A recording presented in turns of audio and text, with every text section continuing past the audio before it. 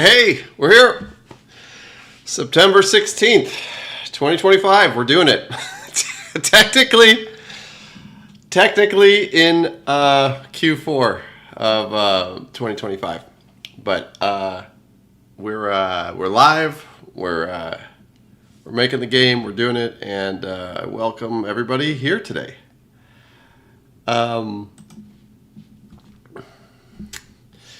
everybody doing? I want to make sure I have the chat all set up. Oh, there we go. I have a little trouble connecting to the chat. I'm hoping that shakes out at some point during this thing. So, I feel like I have to answer the basic questions every time I do this. I'm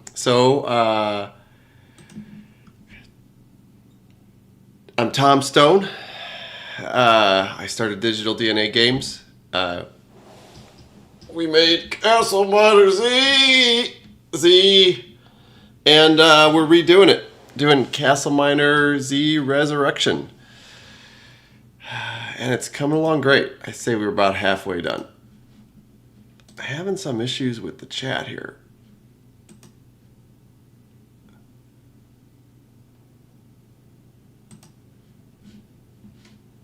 I was going to ask, we had some issue with the Twitch viewers last week, and I'm hoping I straighten that out, but I can't. Here we go, refresh. Great, yeah, I got it. Okay, cool. I was going to ask anybody from Twitch if they could see us now, because I feel like I got that hammered out. We can hear you. We can see you. I'm seeing this in the chat. We can hear you. We can see you. Cool. Then there's already questions. Yeah, somebody's saying here, I was going to congratulate you on 17,000 subscribers, and you skyrocketed all the way up to 19. And I was kind of hoping we'd hit the 20,000 by today because we're really close, but we haven't done that yet. But it's great. I got to say, it's amazing. Like, we went from, I don't remember how many we started with, but it took us from January or February to about 3 weeks ago to get to 10,000. And we went from 10,000 to 20,000 in about 3 weeks here. So it's really picking up steam. The last 3 weeks have been the sort of strongest weeks for followers to join on to the stream. So I welcome everybody new. I appreciate everybody's interest in the game, and I'm excited to be doing this for everybody. And I was going to try to do this without glasses just because I don't normally wear glasses. I only wear them when I'm in front of the computer, and I realize that every stream I do has glasses. But I'm having trouble reading your questions. Oh, wow. There's a lot of questions. Okay, cool. We're doing it. We're doing it. I actually don't have a whole lot of game stuff to show you right now.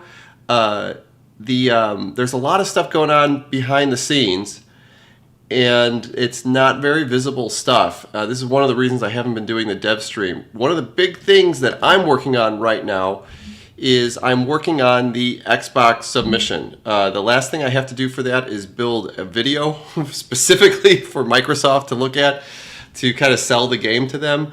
And we were recording test footage for that today during our multiplayer stream.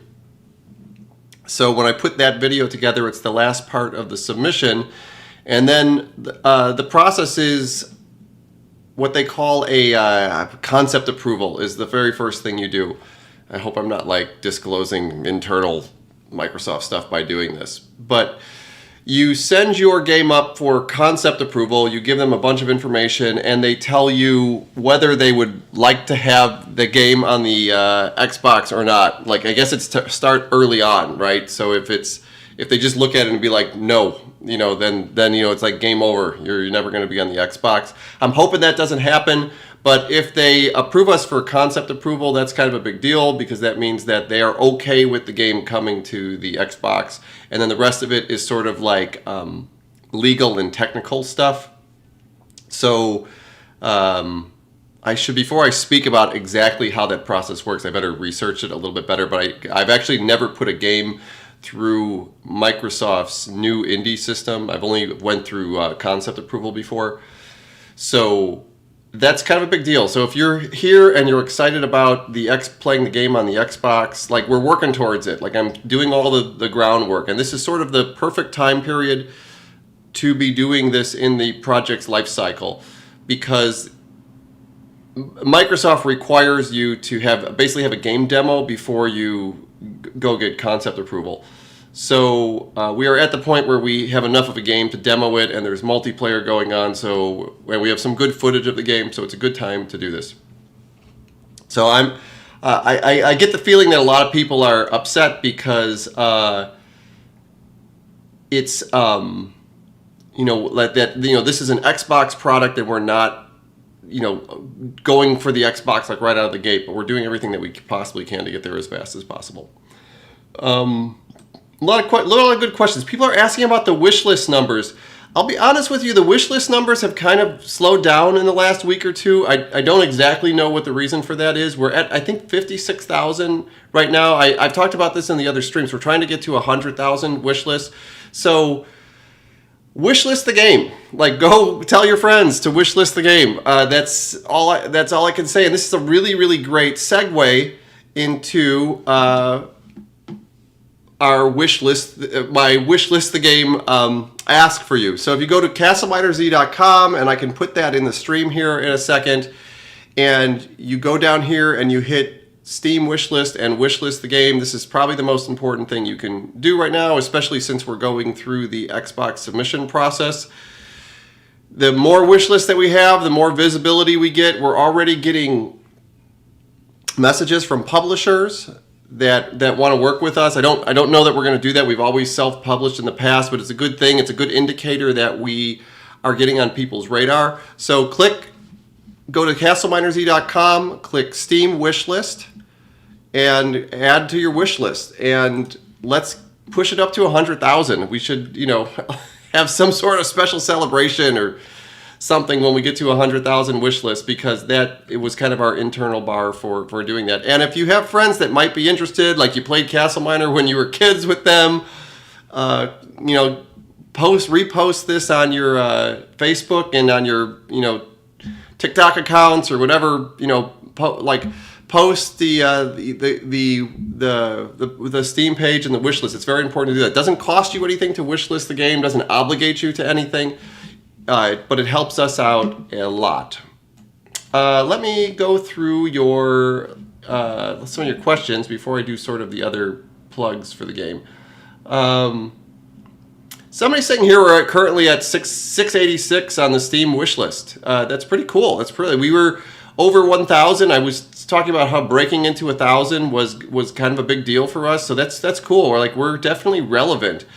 Let's move this up to the top 100. That would be an unbelievable goal, to get to the top 100 games on Steam. And those are all public lists, so everybody can see that. Publishers could see that. And this is your game. We're doing this for you, and this is the best way that you could help us out. So go and wish list the game. I'm glad it's cool that everybody here is interested in that. That's the first question coming up, because it means we're both aligned on the same thing. It's a really warm feeling to know that everybody is working together to make this a possibility. So it's cool that you're concerned with what the wish lists are, because it's something that I look at every single day. Another question here right away is, will you be doing beta testing? I'd love to help. We've been signing up people for the beta test here from the very beginning. So if you go to CastleMinerZ.com, and I think more, let me put this in the chat because I have, and I'll make sure I have a hello from TikTok, everybody. I appreciate you. And the first question is, will it be released on console? That's so funny. It's like people are catching the tail of the stream here. Man, I thought I could do this stream without a Coke, but I don't think I can. Anyways, beta testers, go to CastleMinerZ.com. I just threw the links everywhere, and you can click beta sign up here, put in your email address, and you will be put on a list that you will be possibly picked for beta for the game.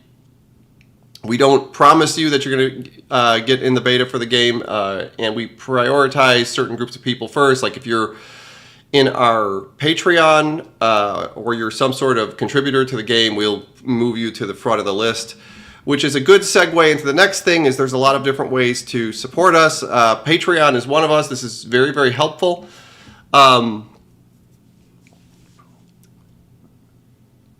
Patreon, the highest tier supporters of the game sort of get into the beta automatically. Also, if you're a high enough tier supporter, we give you some merch, which is the next thing. If you click the merch tab at CastleMinerZ.com, I was trying to bring back some of the Z merch.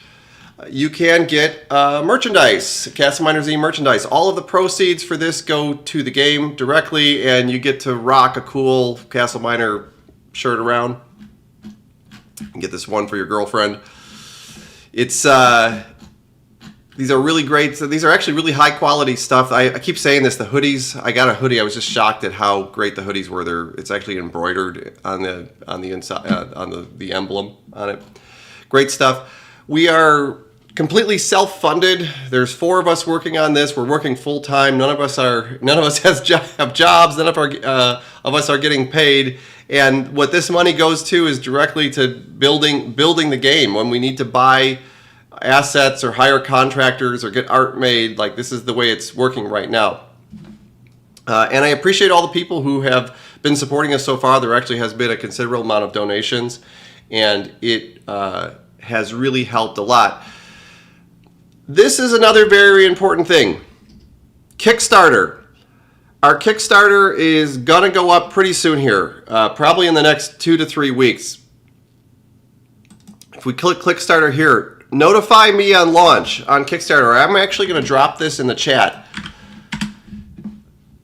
If you're not familiar with the way that Kickstarter works, Kickstarter, you either you set a funding goal and you either get the amount of funding or you don't if you miss the goal. And this is very, very important to us because what happens is that if we get funded, it opens the door for other grants and other fundings down the road, because those grants require us to have funding from other places. So if we get a successful Kickstarter, that money sort of multiplies itself, and we can do all of the things that you want to do without getting a publisher involved, and it helps us out a lot. If we don't make the goal, we don't get anything from Kickstarter, and then it's possible that people will start second guessing what we're doing. So when this goes live, even if you can't make a donation to the game, it's very, very important that you let everybody know about this. And since everybody doesn't see every stream, what I would really suggest you do is go to the Kickstarter on our website and push this button to get notified. We have 1,600 people. I think last time we did this, we picked up a couple during the stream, but very, very important. So go there, get notified, and at least if you're not going to donate to it when it goes live, you can tell your friends about it. So this is a very important thing, and I think this is going to happen very soon. We're sort of at the point where we're ready to do the Kickstarter, and I just got to put a Kickstarter video together. We're going to be working as a team together to put that together. So all of this stuff kind of takes us away from the game.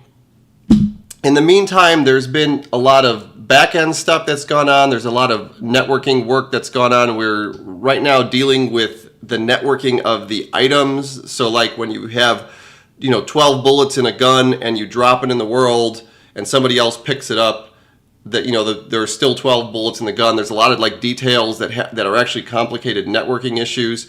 So your inventory saving when you quit and load the game, when you save, that your inventory saves with the world. So all of those details are getting set up. I like the analogy that John made in one of the other streams where he said that it felt like the plane was on the runway and was just about to take off. And that's kind of the feeling that I have too, is that all of the foundation, like if you were building a building, all of the foundation is being built and then the building goes up really fast. Like if you've ever watched over time a building being built, it sort of works like this. I know there was a building being built across the street from me, and it was so interesting. So because for almost a year and a half, they were just like building a hole in the ground and some scaffolding, and then within like a month or two, the whole building like all of a sudden had windows and floors and carpeting on the inside. And that's kind of how games work too, is that it takes a really long time to build the foundation, and you're watching it go, and it seems like it's going very, very slowly. Then all of a sudden it'll go like super, super fast. And for us making games, we actually understand that process. It's like if you were a construction person, you would understand like, oh, of course, like, you know, they put the foundation down and all the plumbing and the, you know, the whatever, the, you know, the support structures, and then they put the scaffolding up, and then the windows and all that stuff is like, you know, easy. A crew just comes in and does that overnight. So what I see in a lot of these streams is people make comments like, are there going to be new enemies? Is there going to be armor? Is there going to be, you know, and that's sort of like the furniture in the building. So we're not really concerned with that stuff right now. Like we're talking about a lot of ideas, but everybody's working really hard to like put the girders up and the you know, and get the foundation built. So, you know, when we go in and we need to pick the carpeting color, which is the equivalent of like putting new enemies in the game, we can do that. Another big piece of work that has to be done is all the first-person mechanics. There's a lot of temporary content in the game right now, and almost everything you see in the game is going to be replaced. I think the enemies, definitely the archers and the zombies, will be there. But their animations are all stand-in, so almost everything in the game right now is just like stand-in assets that we've put into the game to just get the thing running. And this game is funny because a lot of other games that I've made, you know, we would have less fancy stand-in assets, like we would have cubes and things like that in a game versus, you know, stuff that looks good. But a lot of this we're doing because we want to see what the game looks like. Let me catch up on some of the questions here in the stream because there's a whole bunch that have streamed by before I went and did this. And then we'll fire up the game. We'll run around a little bit just so everybody can see it. Somebody's asking about the release date of the game. We have it listed as Q4. I'm pretty sure it's going to be next year. I'm pretty sure we're going to miss that. It's disappointing, I think, for you, but for me, it's like working on a painting, and you wouldn't like release a painting if it was like 75% of the way done, and you definitely wouldn't rush it just for the sake of doing it. The game is coming together slower than I thought it would come together, but it's also coming together a lot better than I thought it would come together, and I don't think that that's a bad thing at all. It's actually kind of a really great thing. The project is installed. It's actually moving very, very quickly, and it's moving at the right pace, and everybody's getting the stuff done that they want to get done. But the stuff that's going into the game is better than I thought it would be. The game is turning out better than I thought it would be. So if the game takes another 2 or 3 months to release, I think it's totally worth it. I don't know what that date is going to be. It's hard to tell from this point because, like I said, right now, the pace of the game is very slow because we're laying down the foundation, but then it'll move very quickly afterwards. And after it hits that point, it would be a little bit easier to project a release date when we're like in full production. Like typically games go into different phases when you make them. They start with ideation, like you just come up with the ideas of the game, prototyping, where you look at ideas of how the games would go together, and you might use some tools to do that. Then there's pre-production, where you sort of plan everything you're going to make. And then there's production in the game, where it's sort of like you've answered all the questions and done all the hard things, and now you're just clicking through a list of things that you need to get done for the game. Like typically you would... a vertical slice, I think, is where we talk about the gaming right now. Vertical slice meaning like one of everything. So you have one gun, one animation, one enemy. But once you have all those things in there and you know how they're going to work, it's really easy to just make like 10 guns, 10 enemies, whatever you're scaling out, different items and stuff. And in that time period, it's really easy to put in little things like new blocks or new items or new weapons or new enemies. So we're just at the stage of getting a vertical slice done where we have almost one of everything in the game. There's only like one or two things that we have to do left. And that's an important part for us because we tend to solve the hard problems first. So if there's something that we need to do that's hard, we want to do that early in the process and not late so that we know how things are going to work out.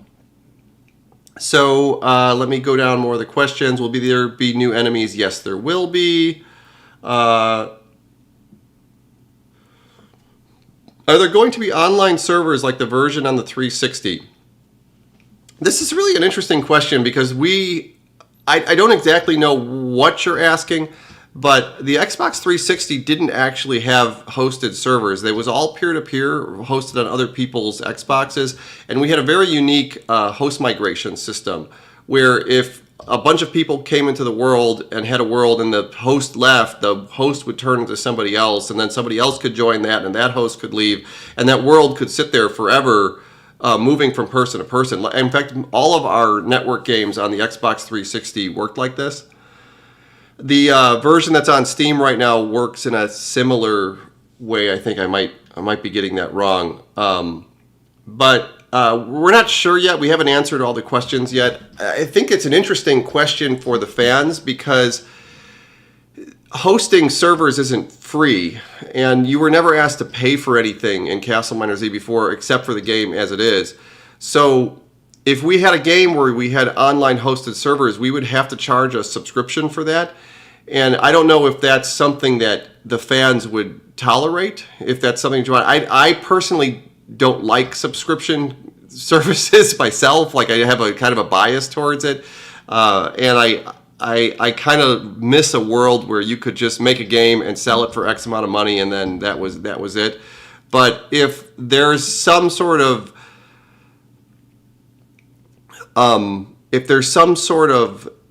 need that, you know, some cool thing that we come up with that requires to have a like online live services, and people want to pay a subscription to play, then, you know, we would definitely consider that. It seems like a hard sell to me. I know that there's some other games that do this, like I was just playing Battlefield 6 in one of the streams, and they, you know, obviously host all their servers, and a lot of that I think has to do with cheating. But these are like huge companies like EA that, you know, we're hosting servers like isn't a significant cost for us. For us selling a modestly priced game, like we would have to roll that into our costs somehow. So I guess that's kind of up to you. The game right now doesn't work like that. It's a peer-to-peer game. Somebody's asking me a question about anti-cheating. We haven't looked into anything like that so far.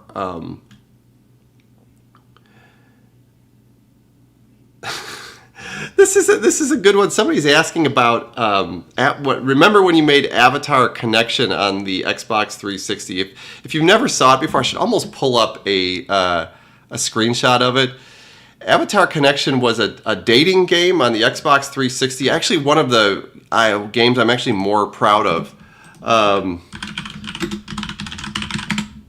And it's funny that you say this because I have two daughters. They're 9 and 12, and they're both interested in game development, and they were asking about this game like 2 nights ago, and we were watching old videos of it. I'm trying to find. I actually don't have a good video of it on hand. Let me see if there's I gotta be careful what I show here. Let me mute the music just in case. Yeah, this was the Avatar Connection. If you played this, I think here it's going to go through the intro here. I thought it was a fun game. I actually made the set myself. There was a AI host, and you could be a live avatar. You could either sit in the audience, you could sit in the seat, or you could be on the screen. And it was sort of like Tinder before that was a thing, because the person could be on the screen and you either you asked them questions and you could either accept or reject them. I thought it was pretty cute. Did not sell particularly well, and because of that, I think it was hard to meet people on the game. It taught you a important life lesson about the internet is that nobody is waiting to date you. So let's hit another question here is, did you ever meet the people who made Tonal Miner? Yes, Craig, God, I can't think of his last name right now. Craig, it was actually one of the highlights of my indie thing. We were all good friends. The Tonal Miner, Fortress Craft, DJ Arcus, who made I can't remember what his actual name was. And we would communicate. We helped each other with cross promotions a lot, and I got to meet him in person. He lives in New Zealand, and there was a event where we got to see him, and I came to the event specifically to see him. I was so happy to finally meet him in person. But great guy. Yeah, cool game, great guy. Let's see. Let's move on. I'm going to try to catch up with the stream here. I'm kind of backed up. Let me, before I go any further, let me pull the game up so at least that during the stream we're here we are at the Avatar connection again, so that while I'm cutting this stream up later on, at least there's some clips of the game going on. And if you're new here, I think TikTok seems to have a lot of new people here. Somebody's asking about PlayStation. Yeah, I'm going to go through I'm actually registered as a PlayStation developer. I have not shipped anything on the PlayStation yet. If we go to Xbox, then the chances that we go to PlayStation is probably better. Sony's always been really easy to work with. They actually wanted to buy our company at one point. I was just telling my daughter that story. And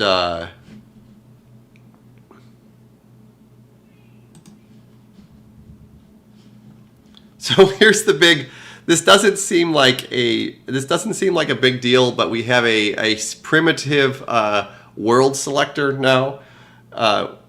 This is so interesting in terms of game development because this is all, obviously stand-in UI.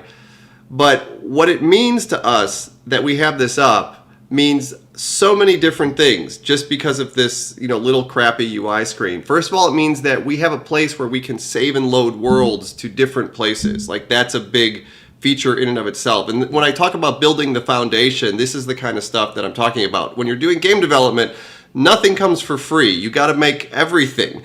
So the fact that the system can save a game into a slot and we can load it back up is a really big deal, and we can host that on a network game.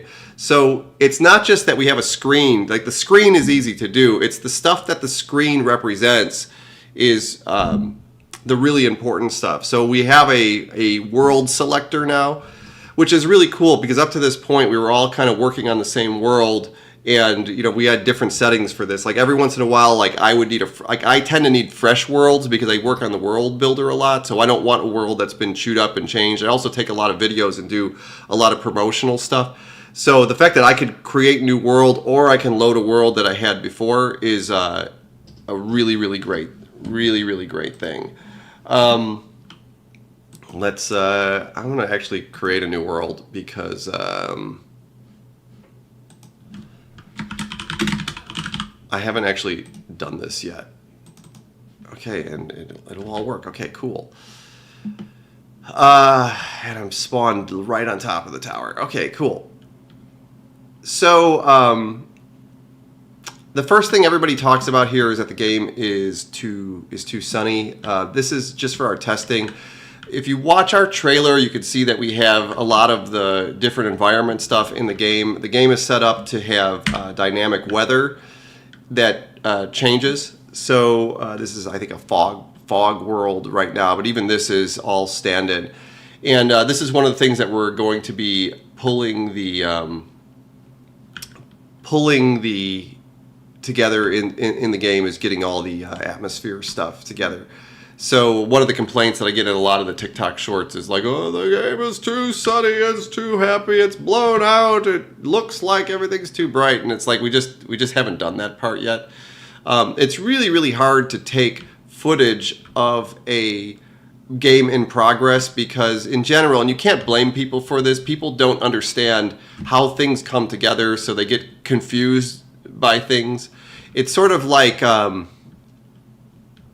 it's sort of like if you were making like a prototype car and you spent a long time making like a really, really great engine, and then you wanted to test the car and you put like a car, like not cardboard or like, wooden box around the body of the car over this engine. It might be a really, really great car engine. The car might go fast, but it will look totally stupid with this thing. And if you showed somebody the car in progress, that like they typically wouldn't understand what's going on. They would be like, "This is a piece of junk. Like, what are you trying to do here?" You can notice the other thing too we have in the UI. Again, the stand-in UI. This is going to all be replaced. Is there's durability now on the items, so that's kind of a big deal. We're tracking stats across the items. The important thing for us, which is the hard part here, is not having durability on the items. The hard part is, I don't know what the key is to drop stuff. There's if I drop this thing in the world and I pick it back up, that it has the same stats that it had before. So like he's got the laser guns back in. Yeah, we haven't seen the laser guns in a while. That if you put the stuff back into if you drop things in the world, like the gun had 20 bullets in it, then when you pick it back up, it still has 20 bullets in it. I don't know if you haven't seen this in a while. The lasers are pretty cool. Lasers, they get the blocks hot, and if they get hot enough, they explode into these like hot chunks. And if you were on some of the earlier streams, we spent a lot of time building that effect out. And I thought this was kind of cool. This idea that the lasers actually heat things up. Heat on the blocks is a big deal. Like, this is going to be part of the core game mechanics. If you watch the trailer of the game, you can see the dragon that breathes on the blocks and they all get hot. Like, that is based on this whole system. It's cool that because we have ray tracing turned on, these blocks, the hot blocks will light up the world around you. So it's going to be cool. So what I have in mind is that you're going to be in inside of caves, and you're going to be fighting stuff, and there's going to be like lasers passing by your head, and everything's going to be hot, and hot rocks flying by you. It's going to be like totally chaotic. It's going to be really awesome.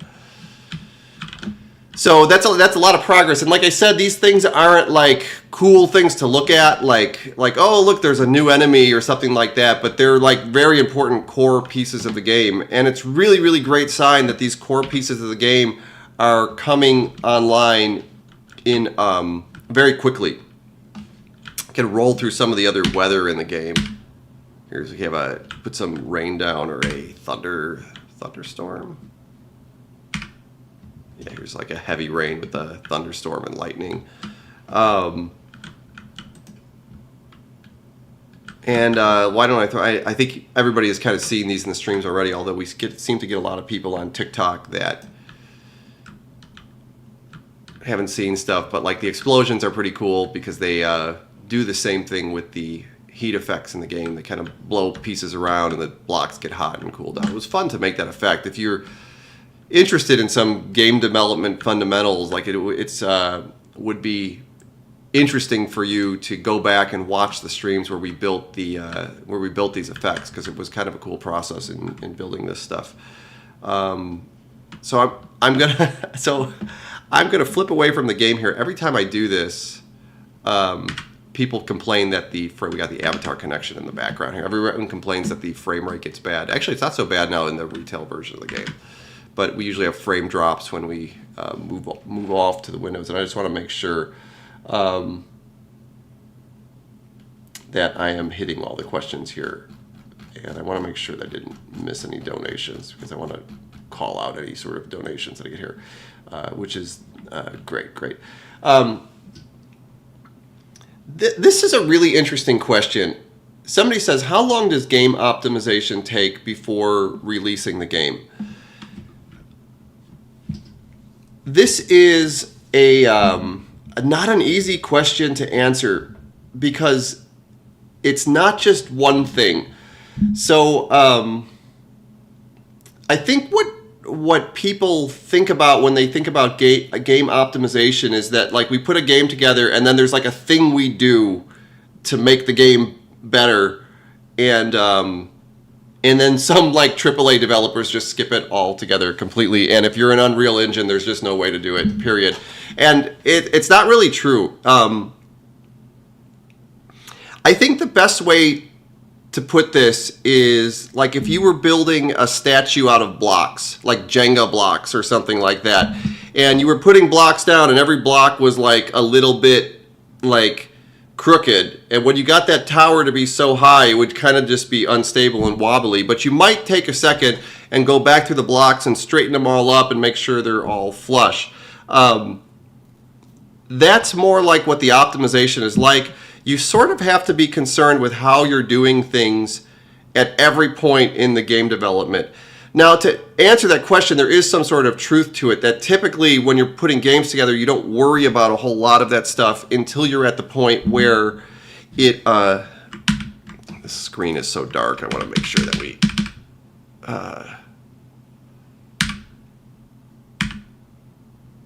the calm dust storm actually looks pretty cool.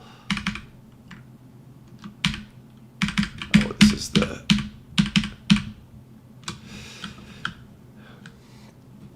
There is a time period, so there is usually a time period when we go to release the game that we do a giant optimization pass. And I actually used to do this personally for AAA games. That was one of the things that I actually enjoyed doing on AAA games, and I'm very, very good at it.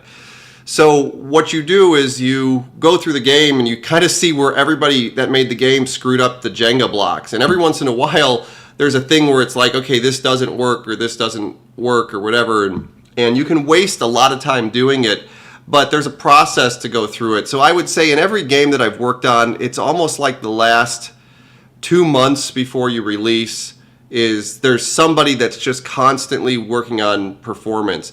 And typically I would do this for the games that we had shipped in the past. It's kind of a group effort, but what I would typically do is bring out all the profiling tools and figure out where the things are taking time. And sometimes it's usually like really stupid stuff. Like what you do is you take everything that's taking time in your game and you kind of sort it by what the worst thing is to the best thing is. And you solve them in that order. And at some point, you decide that like it's not worth going any further. Like if we spend another month optimizing, we would only get like 1 millisecond per frame or something like that. Like usually we count the time that it takes to draw a frame of the game, and then we break that down like a pie chart to see what everything is doing. So usually there's something stupid. Like when we were making Death Toll, it was unfortunate. We found out that drawing the trees in the game was taking like 80% of the time that we were working. So we had to actually replace all the trees right before we launched. But a lot of times it's things that you don't expect. So what's funny to me is that there's like one of the things I really enjoyed putting in the game is the block breaking effect here, because I thought that this was something I wanted earlier. So it looks like we got some sort of visual bug with it, but. I wanted this in the game because it really felt realistic to break blocks. And the first thing that people say when they see this on the streams is that, can I turn it off? And I think it's so interesting because people are making the assumption that for some reason that this would take more time than it takes to just, draw the terrain or, create the dust in the air. And it's funny to make that assumption because it's first of all, this isn't a very expensive effect, and it's not obvious in the games like what takes a long time and what isn't, and what if you turn things on and off, like what would have an effect. And honestly, I don't actually have the answers to that question right now because I haven't done the process yet, but it's weird to me that people just look at certain effects and just assume, what is or isn't going to have an impact on performance.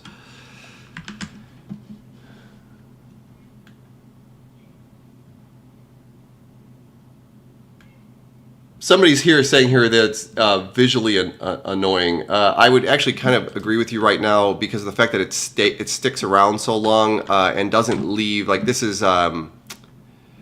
effect needs to be tuned up. It's here, these ones don't really do it. These have a different effect where they just kind of crumble into blocks and disappear. But the other ones, we have this effect. If we want to get technical about it, they have a ejection force.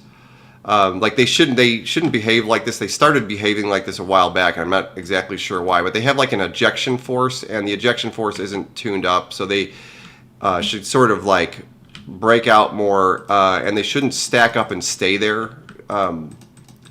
So we noticed this in the multiplayer game. It was definitely like a non-starter, because if you started breaking through an area, they don't impede your motion, so they don't actually affect you. But it started to fill up caves like this, and this is something that should never work like this. So it definitely needs some tuning. So we're not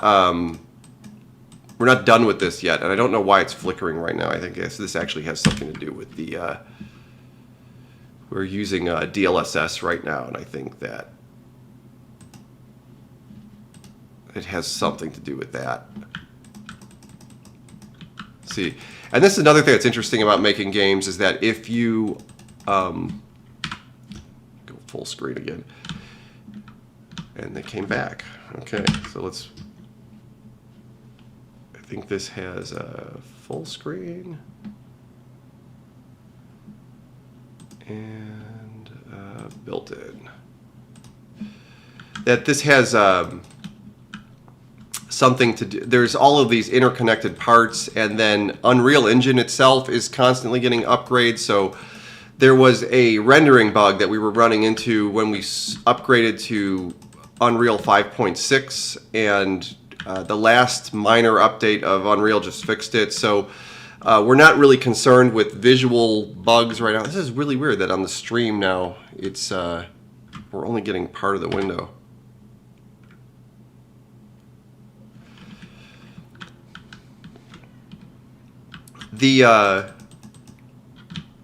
So we don't really chase down these little visual bugs until we're at a place where we're almost ready to ship. It's sort of like you know, like you're on like a moving platform and you're getting ready to jump off of it, and like you know, when you start to get your body ready, like just before you're about to jump off, you know, not when you're collecting your stuff. And so it's not unusual for us to have a lot of strange visual bugs before we get done. I'm kind of getting sick of this dust.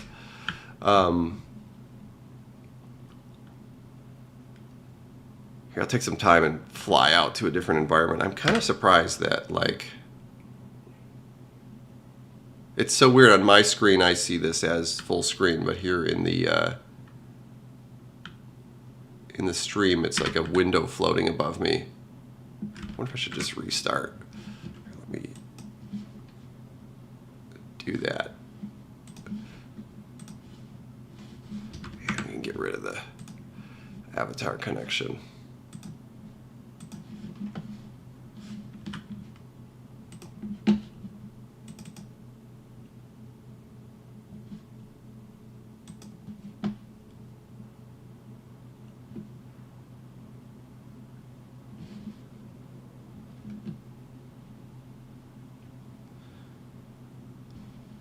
Is anybody here from Twitch? Because I'd love to just confirm that we're actually working on Twitch.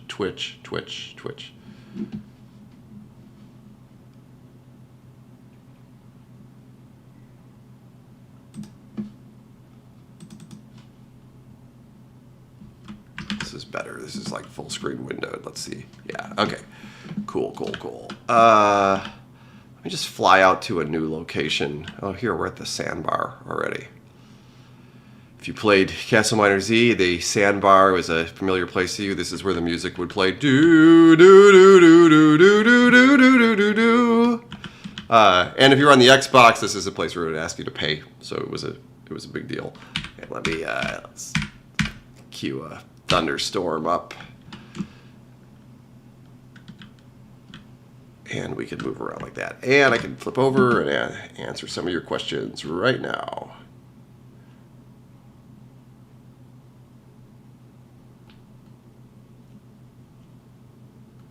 Okay, good. Someone's from TikTok saying that we're there. will the game have 16x the detail? At least. I don't know what that means, but at least. Somebody's saying here, will achievements be locked to endurance mode like the original? We recently pushed an update out to CastleMiner Z on Steam, and that's not even true anymore. The problem with the reason we did that was because a lot of the achievements you could cheat outside of endurance. Like if you played like a mode with no damage, you know, you could get a lot of them. So we wanted the achievements to be legitimate. So the only mode that is purely legitimate that there was no way to sort of cheat was endurance mode. But I think I removed that restriction out of the game in the 199 update on the was shipped on Steam a couple weeks ago. The other thing too is there was a bug in one of the time achievements that made it so that you had to sit in front of a running game for like 400 hours or something like that. The achievement wasn't accumulating, and that achievement has been fixed too. So if that's a big deal to you and you want those achievements, you can go back. They're a lot easier to get right now. Let me make sure I'm hitting all your questions. Before we do this, let's throw some enemies up on the screen.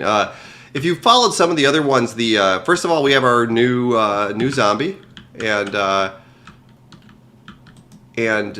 this is he's gonna roar at us here. I'm gonna shoot him dead. The archers we did a lot of work on. We're actually really proud of how they came out. Like the archers, we put these flaming arrows on them. They're kind of one of my favorite enemies in the game right now. And they look pretty cool. They'll run away from you here, but he's going to shoot at me. One of the coolest things to do here is if you go in a cave, we have to dig down a little bit. Let's just do that. I like my Tony Stark logo is glowing.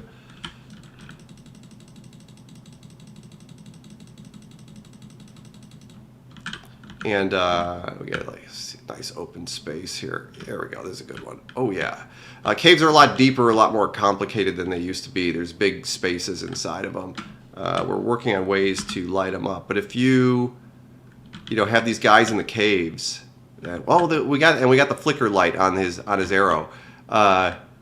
They look pretty cool. Like this is to me this is pretty badass. Like that these guys will sit here and light themselves up. One of the reasons that I wanted to put the fire on the arrows was because I wanted these guys to light themselves up in places. So if they were on a big cliff or something, that you could see them shooting at you, and they were underlit and looked dramatic. If we go on top and we put them, there's a lot of them in the trailer, and we put some on the. Oh man, I'm stuck under here. Okay, let me just do my quick dig up to the top.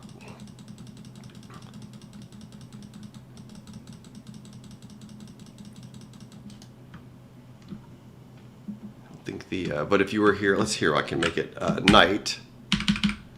And if you had like some of these guys just sitting on the cliffs here, like you would get this dramatic effect where they would be underlit by themselves. Let me turn my light off here.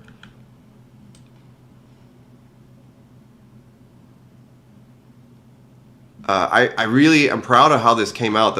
Everything about we did this on all the streams. We made the flicker effect for the torches. We put the effect on the arrows. We did all that live in dev streams, and when it all comes together, it just is magical. Like these guys are like, they're kind of scary. I just love how they turned out, and eventually we'll put that kind of love into all of the enemies in the game. But it's kind of a cool effect. These guys are going to sit up here and shoot at me as I talk to you. But luckily, I can't be killed. Somebody's saying they saw me on TikTok. If you're from TikTok, then welcome.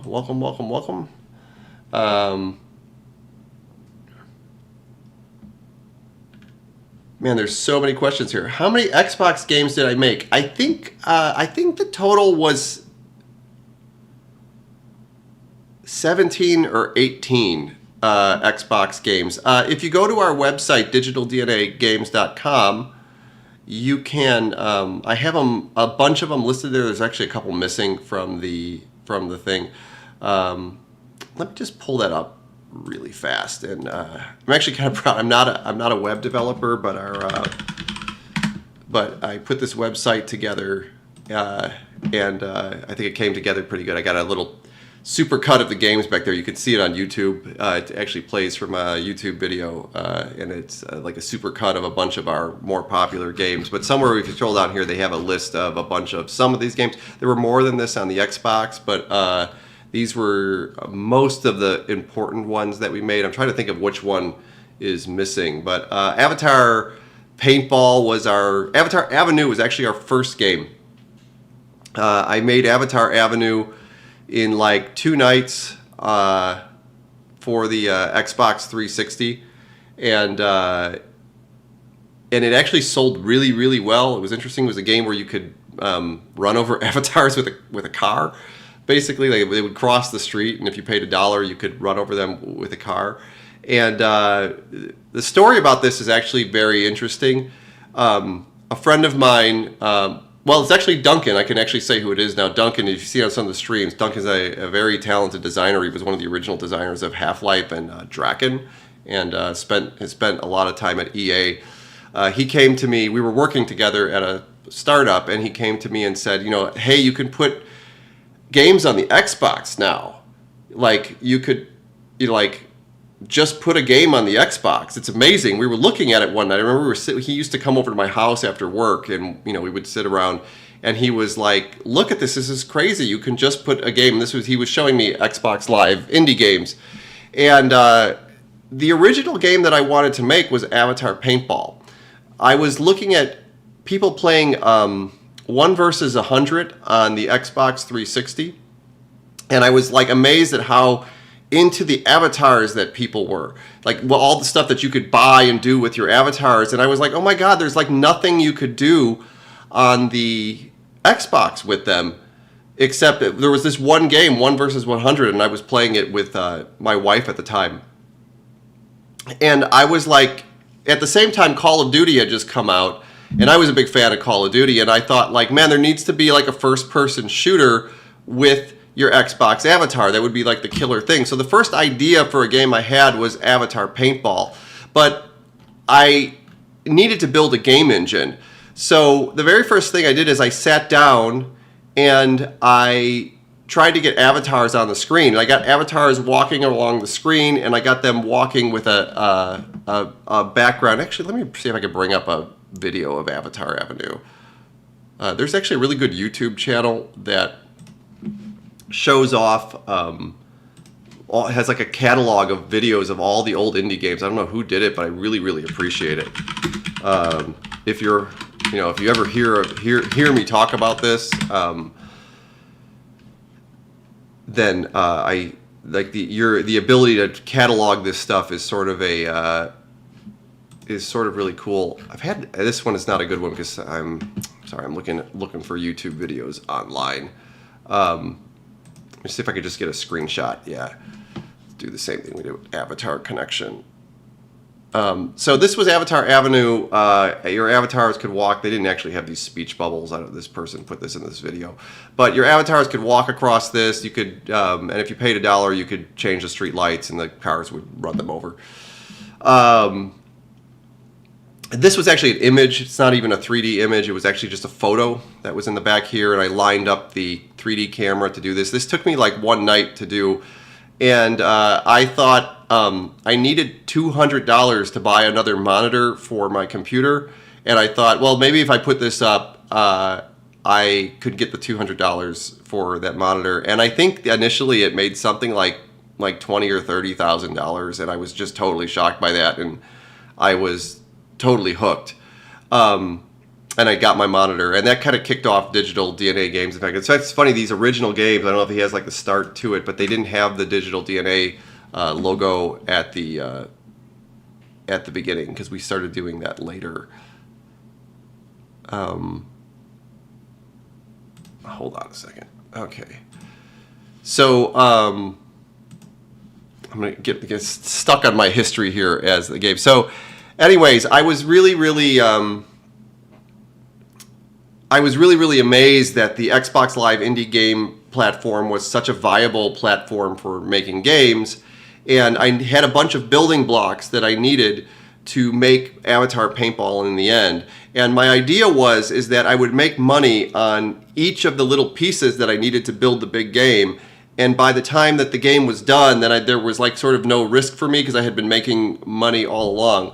What I didn't anticipate happening is that I would learn so much about shipping games and what people liked and what people didn't like and how to make box covers and how to market games, that by the time I made Avatar Paintball, I knew so much about making games, not the actual making of them, but selling games, like the business of making games, that it made Avatar Paintball very successful. And I would argue Avatar Paintball was the first like successful multiplayer game on the Xbox 360. And I think there was a couple reasons for that. One of them, I think people just wanted to do this with their avatars, but we also employed a very, very special type of matchmaking, which I never saw in another game afterwards. People started to copy us on the Xbox 360, but basically we had like sort of like a game running all the time, and players could jump in and jump out, and the game would never actually end.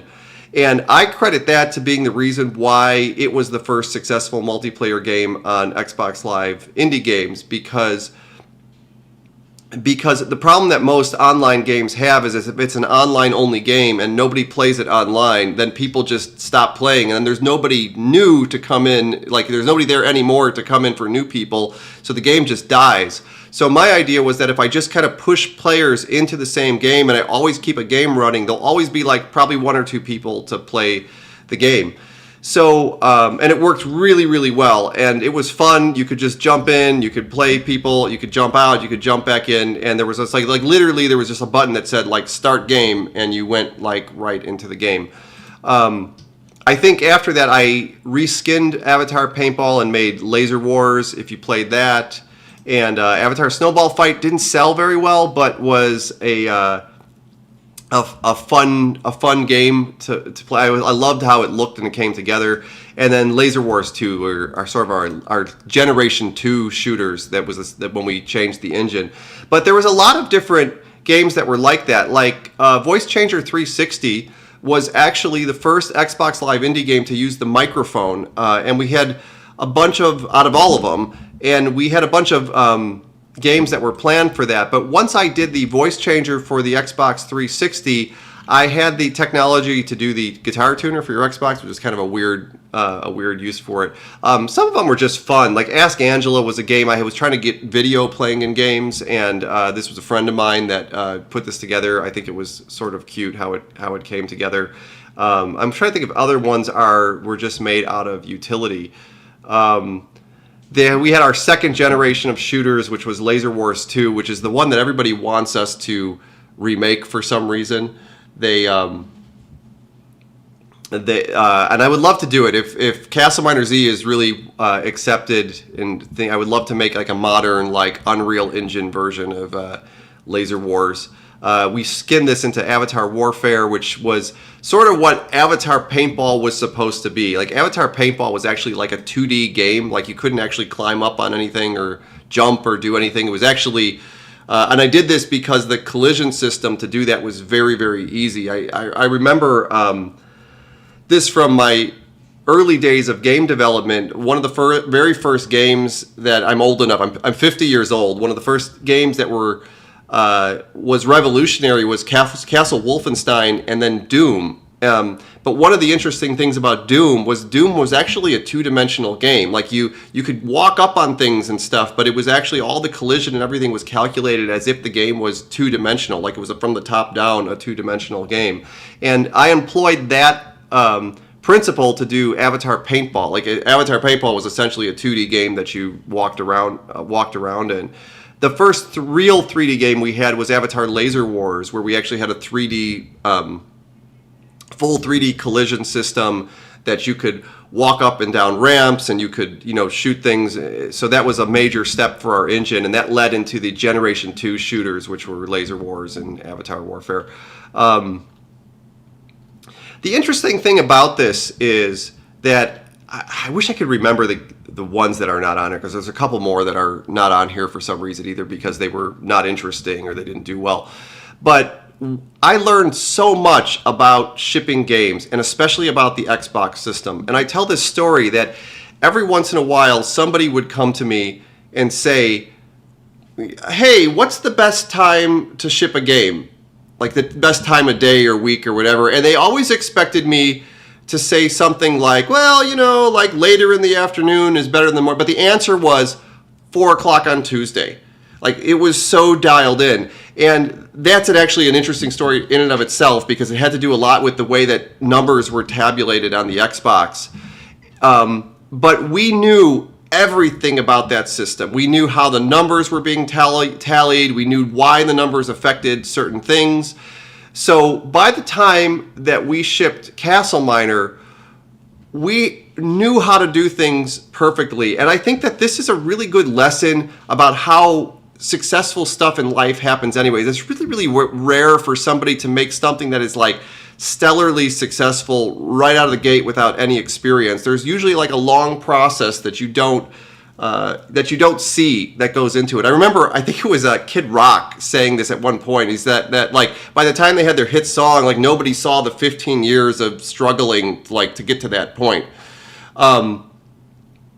So for example, the 4 o'clock on, I think it was 4 o'clock on Wednesday. It was a 1 hour window, which was the optimal time to release a game. And the reason was because Xbox, we had reverse engineered this stuff, like we had observed all this stuff, is that Xbox tallied its numbers on a UTC clock, Universal Time Coordinate. It's not like like your whatever time zone you're in. Like I'm in Pacific time right now. The time zone that the servers used on Microsoft systems were in Universal Time Coordinates, and those time coordinates reset at I think 7 p.m. I'd have to do the math again at night. And what was really, really important in that time period was to stay on the top downloads list, because if you stayed on the top downloads list, you got more downloads. But if you fell off the top downloads list, you would never get sales again. So what you really wanted to do was to capture the first place of the top download list and stay there, because if you had the first slot, you would get more sales than everybody else, and you would perpetually stay there for a lot longer period of time. So what you were always trying to do is get the maximum amount of sales in a 24-hour window. So what you wanted to do was to have your game launch at the beginning of the day, to literally come out when the day started and get all of your best sales in that one day. And the next day you would tally up and you would go up to the top downloads list, and then it would go on forever. So getting those sales was really, really critical. And what you had to do is get more sales than anybody else on the top download list without ever even being there. So what I found out through time is that you got the most sales on a Friday. It was like Friday or Saturday, one of those nights, but the sales were 2 days delayed. So you had to ship a game 2 days earlier to get the sales on that day. So if you were going to ship on a, I feel like I'm probably getting the story wrong. If you were going to, that's what it was. If you were going to be on the top downloads list and stay there, you wanted to hit that list at your highest point on the top selling day of the week. So the top selling day of the week was Friday, so you wanted to have your first day be a Wednesday. So when the sales were tallied and you appeared on that list finally, that you would be in the highest position possible, which would keep you on that list. So you had to back walk out 2 days before that. So I think it was Thursday, Wednesday. So you'd have to start on a Wednesday. And the UTC time started at 7 o'clock at night, so you wanted your game to come out the moment at 7 o'clock came out. And then once you hit the button to publish on the Xbox, for some reason it took about 1 hour for the game to make its way from, publishing to actually appearing on the Xbox dashboard. So if you wanted to be up by 7, you had to push the button by 6. And you wanted to hit it a little bit early because you didn't want to bleed into the previous day. So to be safe, you'd hit it at 5 o'clock. So it was really weird when people would ask me that question. I would say, like, what's the best time or day or whatever to ship Xbox? It's like 5 o'clock on Wednesday, no question. And we had shipped lots of games and observed this phenomenon before. So when we did CastleMiner, which, like, I would argue that CastleMiner Z was like sort of like the game everybody wanted on the Xbox. When CastleMiner Z came up on the Xbox, it became the #1 top downloaded game. And again, day by day, every day they're tallied. And it stayed there from 2012 all the way through 2015 when they turned off the system. The last night before they turned off the XBLIG marketplace, I looked, and CastleMiner Z was still the best-selling game that was on there. So people say, like, oh, you kind of hit the right thing at the right time, and it's totally true. It's like there's an amount of randomness and luck to everything, but there is so much preparation and learning that goes into taking advantage of your lucky opportunity. So if people are interested in making games, this is why I give them the advice that you should just ship games. You should just ship games, and you'll learn so much about shipping the games that by the time you have your CastleMiner Z, you'll have everything in place and you're doing everything right. There were so many things. We also had the promo code system on the Xbox Live game that drove sales from one game to another, and that was all engineered within our own game, and it was a closed system, so it was very difficult.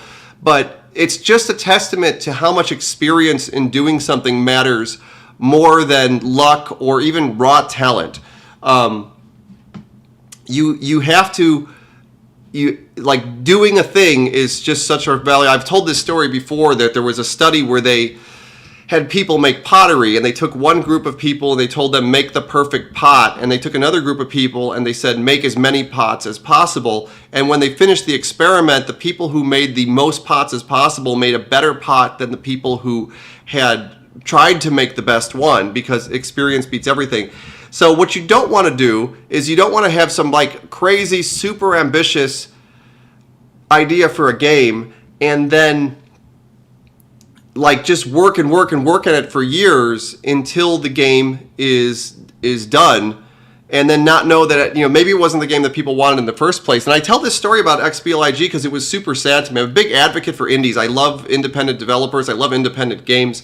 Is that when I had started making indie games, Avatar Avenue, example, like Avatar's Crossing the Street, there was this guy that was making this game, and I think it was called Windhaven. I should check it up before I keep telling the story. And he had already won a contest with it. It was this beautiful game about flying birds in this big open environment, and you controlled their wings with the stick. It was really, really cool and way more ambitious than anybody was making on the Xbox at the time period. And every year would go by, and this game would get better and better, but it never came out. And it was so sad to me that when the system closed in 2015, this guy had never shipped his game. And it was so sad that he had missed this entire beautiful era of the Xbox 360 with this game. And when I saw that game originally, when I made Avatar Avenue, I thought, oh my God, I could never make a game that cool. Like there was so much work that went into that game. But by the time I had made Avatar Paintball, what I realized is that this game actually probably wouldn't sell very good on the 360. It just wasn't the right game for the system. And if the guy had been shipping games all along or shipping little pieces of that game, he might have like anticipated that, because there are some really, really great games that were on Xbox Live indie games that were just like not the right game for that system.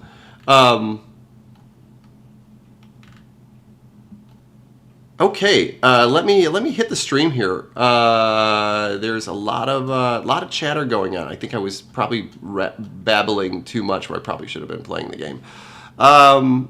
Anyways, let's get back to Resurrection here. Somebody's saying I missed a donation, so I am 100% going to scroll back. Sorry, when I was focusing on my stuff here, I missed a big donation. Oh, wow, what a big donation. I'm sorry. Thank you so much. Your streams have been a big inspiration for me. I appreciate that. Thank you. As someone just starting with Unreal Engine, what advice would you give to a newbie, not just in game design, but overall? I come from a filmmaking background. Coming from a filmmaking background in video games is, let me at least get the game in the background here. Wait, yikes. Coming from a filmmaking background in video games is, I don't know why this is happening, is really, really a great place to start. In the old days, everybody in the game industry came from film school. I actually wanted to go to film school myself. I went to school for computer science, but I know people that after they went to school for computer science went to film school because it teaches you so much about visual, just putting things together visually in games. So you're coming from a great background if you came from film school. I think nowadays a lot of people go to game school because that didn't exist back in the 1990s when I was getting into college. I'll be completely honest with you. I think Unreal Engine is probably not the best engine to start with unless you're like a very experienced programmer. It's a very, very complicated engine. The analogy that I keep giving is like, it's like driving a stick shift car. And if somebody came to me and said, you know, oh, I don't know how to drive, but I'm going to start with this stick shift car, I'd be like, maybe an automatic transmission is better. And Unity is actually much more like an automatic transmission car than a stick shift car. There's a lot of cool things you can do with Unreal. The renderer is a lot better, but Unity is just way easier to put together games. Like Unity seems to be designed to make putting games together easier. Unreal seems like a real game engine. Like they've considered everything, every corner of it, and I think it's probably because it was primarily made to serve Fortnite, or was used to make Fortnite, and Fortnite is a real AAA game, so it had to be a real AAA game engine. It's definitely harder to use than Unreal, than Unity. I complain if you've watched these streams before, I complain a lot about Unity, and the complaints that I have mostly is that if you try to make a big ambitious game in Unity, you run into a whole bunch of problems. And we did this with Death Toll. Like if you guys should go play Death Toll. It's free on Steam. Death Toll was a big open world multiplayer shooter, and we ran into so many problems. And when I finally got in touch with people at Unity about, hey, this doesn't work with this and this doesn't work with that, they were like surprised. Like, oh wow, nobody's ever tried to like put trees in a big world before. It was like I was shocked by this because I think the primary customer for them are people who make small mobile games. But if you're just starting out, I would make a small mobile game. Like that's the thing I would start with. I would go through the Unity tutorials, and I would make a small 3D mobile game, and then sort of work your way through that. And when you're really comfortable doing game development, like you understand how all the fundamentals go together, then go and learn Unreal Engine. A lot of the concepts are almost like exactly the same, and you'll do better. I always say in game development it's really interesting because when I started doing game development, I've been making games since I was 5 years old, which is I was born in 1975, so like since 1980 or so. So I've watched all the technology grow, and me and John, for example, worked in the AAA game industry when you were building engines. So if you were making a game, you were making the engine at the same time. But somewhere around the mid-2000s, like 2004, 2005, the way that we solved problems sort of became standardized. Like there was nothing to invent anymore. And at that point, people started engineering game engines that solved everything for you. And now, right now, there's sort of like the way you do everything is sort of known. So if you learn one game engine, you'll understand the fundamentals about how to put games together. You'll understand the craft, so that you could put games together in another game engine. But really, really great question. I love answering questions like this about the industry and about putting games together. I don't know why every time I flip the screen over, we get Avatar and Paintball again. I'm going to close that just in the hopes that that doesn't happen. Okay.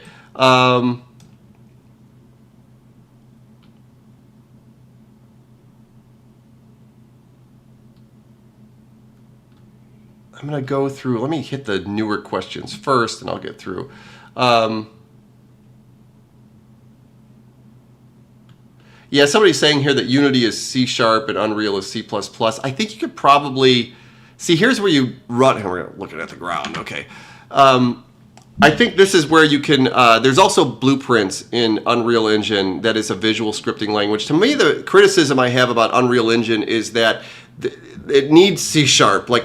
Like C++ is like too low level and Blueprint is too high level, and C# is this great thing in the middle. And I really actually love, if I choose a language right now, I choose to do things in C#. Like I write a lot of AI stuff in C# right now. And I build a lot of tools and things like that in C#. Like that's the language I would go to if I would do something. But what I've heard about Unreal Engine, and people have challenged this before, so I'm not 100% this is true, but it makes sense, is that if you build a game in blueprints, they tend to be slow.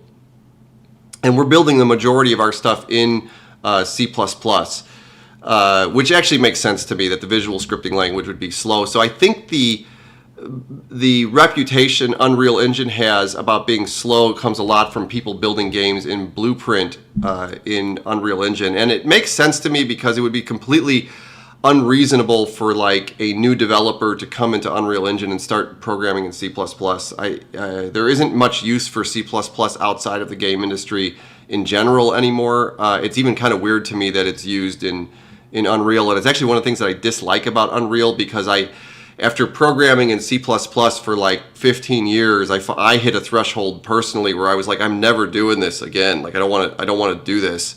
And that's kind of around the time period where C# came out, and XNA was all in C#, and Unity was in C#, and I actually kind of really like putting games together in C#. But yeah, I think Unreal Engine is a bad choice if you're a brand new game developer.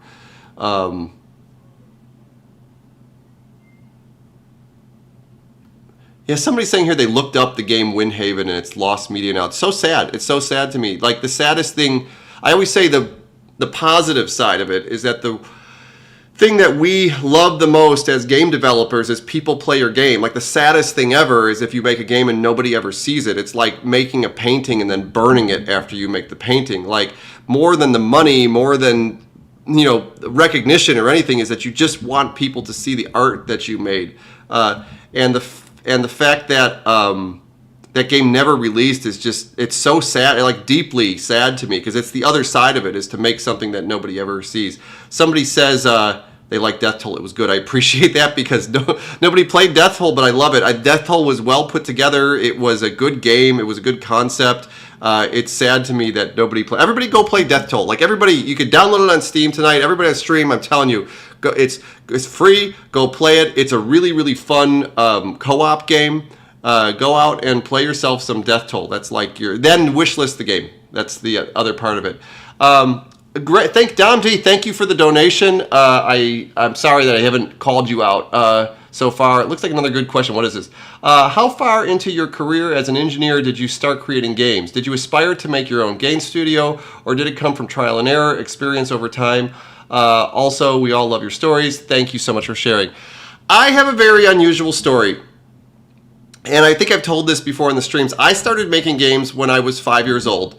And I know that sounds like complete nonsense, but I can tell you the story, is that my father was an electrical engineer, and he was very interested in computers, and he built, this is the 1970s, he built a computer that was like the size of a refrigerator in our house. It was before anybody had computers, and he taught me how to program it because he felt like this would be a valuable skill sometime in the future. At the same time, my dad's friends worked at game companies in the 1980s all around the Chicago area. So if you're not familiar with this, Midway Games was in Chicago in the 1980s, that made all the games, like Galaga and Pac-Man, I think, all of them. So the arcade industry was there, and the arcade industry in the early days, because programmers weren't really a thing, employed electrical engineers. So his friends that were electrical engineers worked in the game industry, and my parents were very, very pro video game growing up. So what we did a lot as a kid was that on the weekends, my dad and his friends would take me from arcade to arcade, and they were looking for research, right, to find out what other companies were making in terms of games in the arcade industry. Because think about it, back then, there wasn't really home games. Like the really good games were out in the arcade. The home games were like not as good. And the only way that you could experience those was to physically go to an arcade and see them. So I remember I would get together with my dad, and we would go out and with him and his friends, and we would go from like arcade to arcade to arcade in Chicago, and I was a little kid. And naturally, I started programming games after that. When we talk about did I have an ambition to start my own company, I think so. Like it's not something I really thought about very much. I think before I actually started working in the AAA game industry, I actually did try to start a company. So by the time I was 18 or 19 years old, I had made several video games. I should actually bring this up. And I got together with a guy. His name is Doc Mack, and he actually runs the biggest arcade in the world right now in Chicago called Galloping Ghost Arcade. And we started working on a like a Mortal Kombat style fighting game back then. I had just finished a Mortal Kombat style fighting game myself. Let me pull it up since we're going down memory lane here. I think it's on. If you go to our channel, our YouTube channel, this is on here.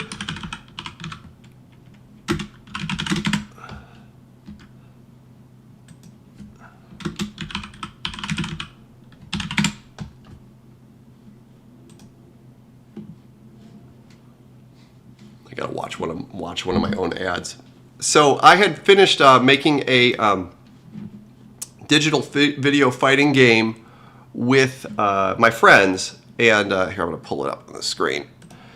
And this was it. This was early in the 1990s. It's a picture of my sister. There's a picture of me. Here's a picture of here's like a little low resolution video. It's the best we could do back then. I have changed my name since then, but this was me. I used to rock the long hair, and we were like filming this game where you could we dressed up in costumes. We filmed this. We made this like Mortal Kombat game. The joke I said about this actually wasn't a joke, is that we were playing a lot of Mortal Kombat in the arcades at that point. It was getting expensive, so we decided to just like go off and make our own game. And then I started working on the Galloping Ghost game after that.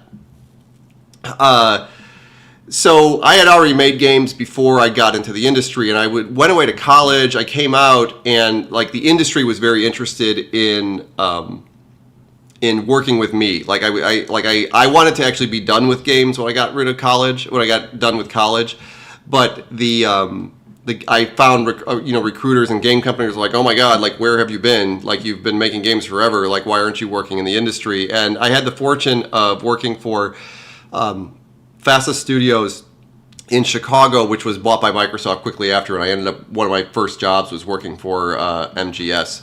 But back in those days, it was actually almost impossible to start a game company. And everybody, if you're interested in game development right now, you are so was to be in a time period where you could actually do this. There was no Steam. There was no Xbox indie games. Indie games wasn't a thing. There was only one way to sell your game, and that was to put a box like in Target. And when we were working on the fighting game with my friend back in the early days, we got a call from somebody at like Sega or something like that, and they said, hey, you guys, like stop. Like you're not going to be able to do this. It was the most devastating thing ever. We had worked on this game. We were filming in studios and everything. And we were 19 years old, and this guy said, hey, stop. Like, you're not going to be able to do this. They were like, you can't just make a game and put it on a console. Like, it's not like nobody's going to let you do that. Like, it's the development kits are like, $20,000, and that was in 1990s money. That was like as much as a house costs or something. And they were like, and even if you had the money, they're not going to give them to you. And then even if you made it, no one's going to put it on the thing. Like you can't make a game. Like you can't be your own thing and make a game. So when I worked in the game industry, it was because that was the only option. There was no making games. Sometime in the 2000s, like I started working at Microsoft in 1998, I think.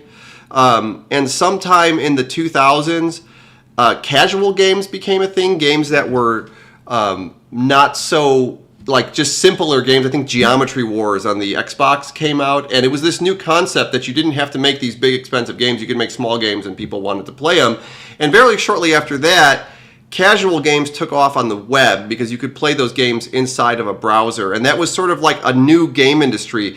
And historically what that turned into was the mobile game industry. And I always say when people talk about games and talk about AAA games and they talk about mobile games at the same time, it's always very, very like a weird thing for me because I see them as like two completely different things. Like it's a different customer, it's a different type of game. It's like, I don't like the fact that they're even called the same thing. But the mobile game movement was an amazing time period in history because it was the first time where it was like, hey, well, I could put a game on the web, and all of a sudden there was marketplaces to do that, and eventually the phones came out and you could put games on the phone, so it was like these games that were on the web just were perfect for the phones. But another fact to state in all of that is that Xbox Live Indie Games actually came out before the iPhone marketplace. So Microsoft was like way ahead of their time having a publisher list game system. So if you're old enough to me to remember this, when Xbox Live Indie Games came out, that was a huge deal. Like, that was such a big deal because that didn't exist before. Like, you couldn't make a game. Like, you couldn't, like the guy told us on the phone, you can't make a game. But all of a sudden, Xbox Live Indie Games comes out, and for the first time in, like, the history of the world, an ordinary person could make a game on a console. Like, you could do it on the web, but you could do it on the console, and the phones didn't exist, so there was no place to do it. So, I mean, really kudos to Microsoft. I actually know the people in the group that did that, and one of them was somebody I worked for in the past. And it was, when I talked to him after the fact, it had nothing to do with what I was doing there, is he said that it was so hard to get Microsoft to do that on the Xbox, because it was such a weird concept. Like, what do you mean we're gonna like let ordinary people like put games on the Xbox? That's crazy. That's just crazy that we would let ordinary. And now everybody sort of takes this for granted, the fact that you can go take a free engine like Unity, put a game together, and throw it up on Steam for $100, and they'll give the $100 back to you. It's crazy. It's just absolutely crazy. Plus, there wasn't as many people playing games back then. But now there's Steam has something like 150 million people on it. You live in such an amazing and fortunate time period. If you are a game developer, you should be doing that. Like, don't even think about working for EA or one of these big companies. It's a horrible experience. I can tell you firsthand. It sucks. Go make your thing and put it out there. And there are so many games I always think about games like Among Us, which is a good example of a really small, simple game that was like stellarly successful. Go do it. Like you live in such an amazing time period, because I'm telling you, I lived through the time period where I was a game developer and it just wasn't possible. It just wasn't possible to make a game. This is a real sidetrack here. These guys are still shooting at me. That's cool. I think that this works. But anyways, great question. I love questions like that. Somebody's saying I got exposed for my last name. Steinke was my name. I changed it in 2015. Yes, it is a German last name. I'm German, mostly Italian, actually. German, Italian, and Swedish.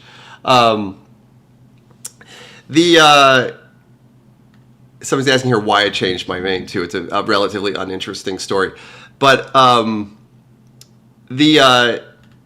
always joke about this because there's, Italian engineers tend to engineer beautiful things. Like, they do beautiful engineering. Like, if you think of like a Ferrari or a Lamborghini, it's like, the piping and everything is very beautiful. And the Germans tend to do everything's very well engineered. Everything fits together. It's planned really well. And I think it's a good analogy for, in terms of fundamentally, I'm an engineer. I started programming computers when I was a little kid.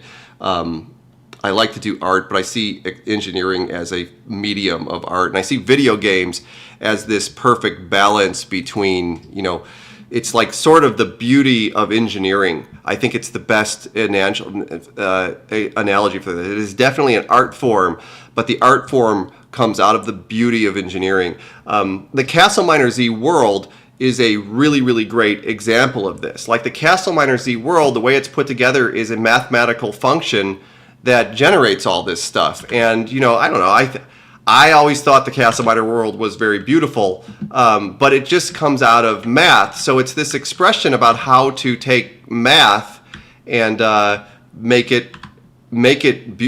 art out of it. I think fundamentally I consider myself an artist, and this is the math and the science is just a medium for the art. I could never. I have a hard time with corporate jobs. Before I started CastleMiner Z, I was trying to start an AI FinOps company, and I realized that I am just not cut out to, like, if you take the art out of it, it doesn't work for me anymore. Somebody said, when can we get access to the beta test? Go to our website, CastleMinerZ.com. You could sign up for the beta there. Let me go back up and hit a couple more of these questions. These are really, really great questions. Somebody asked me why I changed my name. My name is always mispronounced. It was always mispronounced as Stinky. And there was a lot of painful memories growing up as that. And I actually have a whole thing about that because I feel like it actually, like if you're like not proud to say your name, it actually sort of affects you psychologically. And at some point in my life, it was around the time that my kids were being born. I didn't want them to carry that torch going forward, is that you just change it. Like if there's something that you don't like, you just change it. Like if you don't, I also used to be really fat. Okay. And I'm super into fitness now. And it's like, instead of like feeling bad about yourself, just get up and change the thing. Like I'm 50 years old and I'm in like relatively good shape. Like you could check, like I have a bunch of pictures on my Instagram that you can go check out. But I went through a period of time in my life where I was like 100 pounds heavier than I am now. And one day I just woke up and decided to like lose all the weight and get jacked. So and it had like a life-changing effect. So that's cool. So it's like it was one of those things. It was like, I'm kind of sick of like feeling funny about my name. It's like not a big deal. It's like, you go and you fill out some forms and it's over with.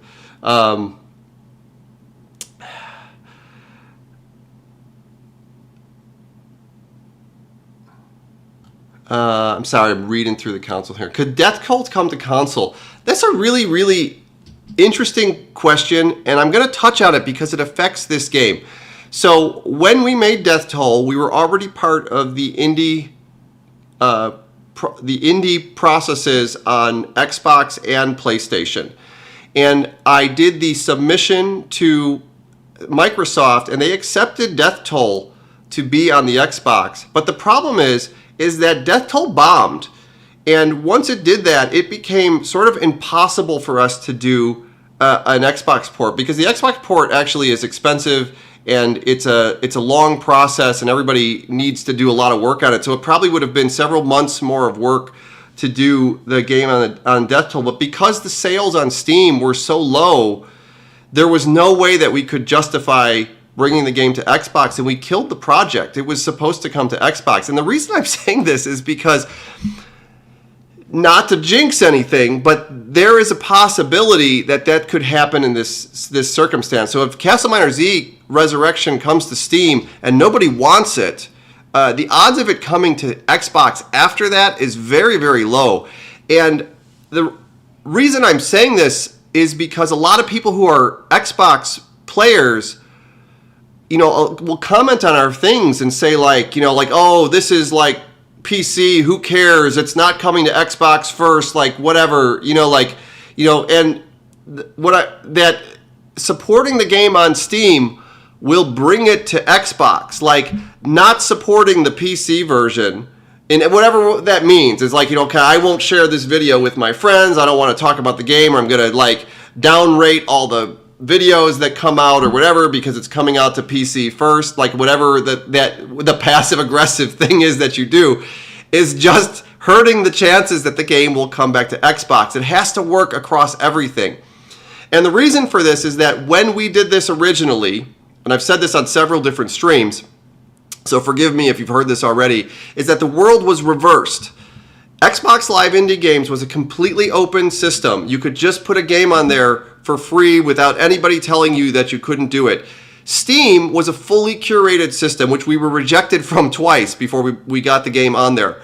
So what people would do is you'd put an Xbox game up first, and you would hope that it got enough traction to get the attention of the people at Valve so that they would let you put the game on Steam. Nowadays, it's the exact opposite. Steam lets you put the games up for free, like basically for free, and you can do whatever. You can update it 10 times a day. Like it's an unbelievable system for this. But the Xbox is curated again, so we have to get enough Steam support so that the Xbox will let us put the game on their system. It's really not like a choice of ours. Like it's just sort of how the world works right now. And I'm going through the submission process right now, and there's just like so much information and stuff needed for this submission process for the Xbox. And one of them is that we need a game demo. Like we actually have to give Microsoft a demo of the game to play before they will like say, okay, it makes it to the Xbox. So you can imagine if there was no Steam and we were doing this just for the Xbox, we could potentially get to this point in the process and Microsoft could just say no. They could say like, after we've spent 9 months and everybody's wrapped up into this and doing this, that, can we be on the Xbox? No. And if there was no other place for us to go, that would be a total dead end. There would be no place to go after this. So it is so important, I'm going to say this, if you are a Xbox or PlayStation player and you want to see the game come to Xbox and PlayStation, support us on the PC. Wishlist the game. CastleMiner Z.com, go to our Steam page and wishlist the game. It is the most important thing you can do. And it seems so counterintuitive. That's like, I don't care about Steam. I want it on the Xbox. It will make it so that it will come to there. But that's an interesting segue because that actually happened. That was the worst case scenario with Death Toll. We worked on Death Toll for 2 years. I think it's a great game. I think everybody should get off this stream. Not right now, like don't stop watching me and go do this. But everybody, when this is over with, it's free to play on Steam. Go play Death Toll. It's a cool game. It's a cool game. Nobody played it. Like it was, I think that, like there wasn't ever enough people there to get like a critical mass of people playing the game. It's a multiplayer only game and it just never took hold. But it's free to play. And if you want to see it, like, go play it. I've been really long-winded in this stream, so I'm hoping I'm not missing really good questions. And I see another donation came up. People are subscribing to the YouTube channel. Thank you so much. I appreciate all the supporters doing this. I want to make sure that if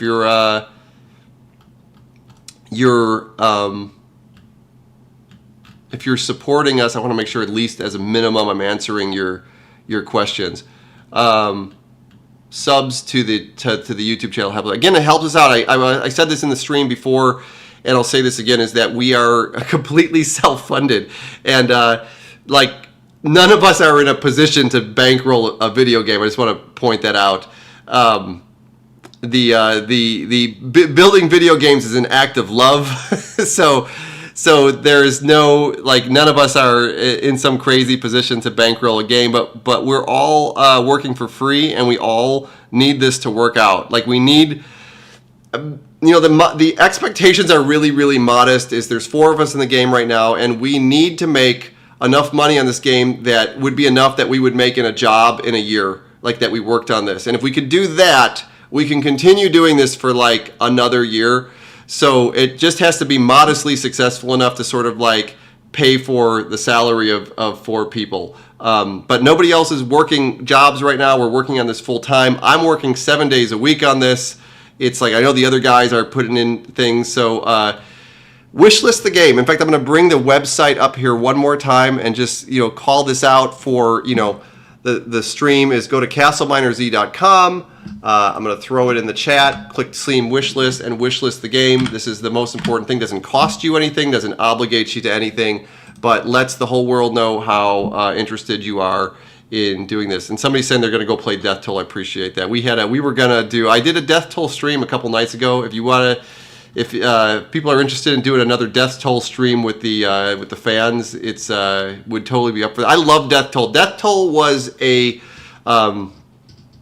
passion project for me. I was a big fan of Battlefield and PUBG and Call of Duty, and this was my version of the game that I always wanted to make. It's a game about vehicle combat. There's an island with, I think, three briefcases and a bunch of broken vehicles. There's cars and planes and helicopters, and you have to repair vehicles and collect the briefcases with your team and leave the island. It's a really cool game mechanic that we invented it. I've never seen it done before, and it leads to some very exciting moments.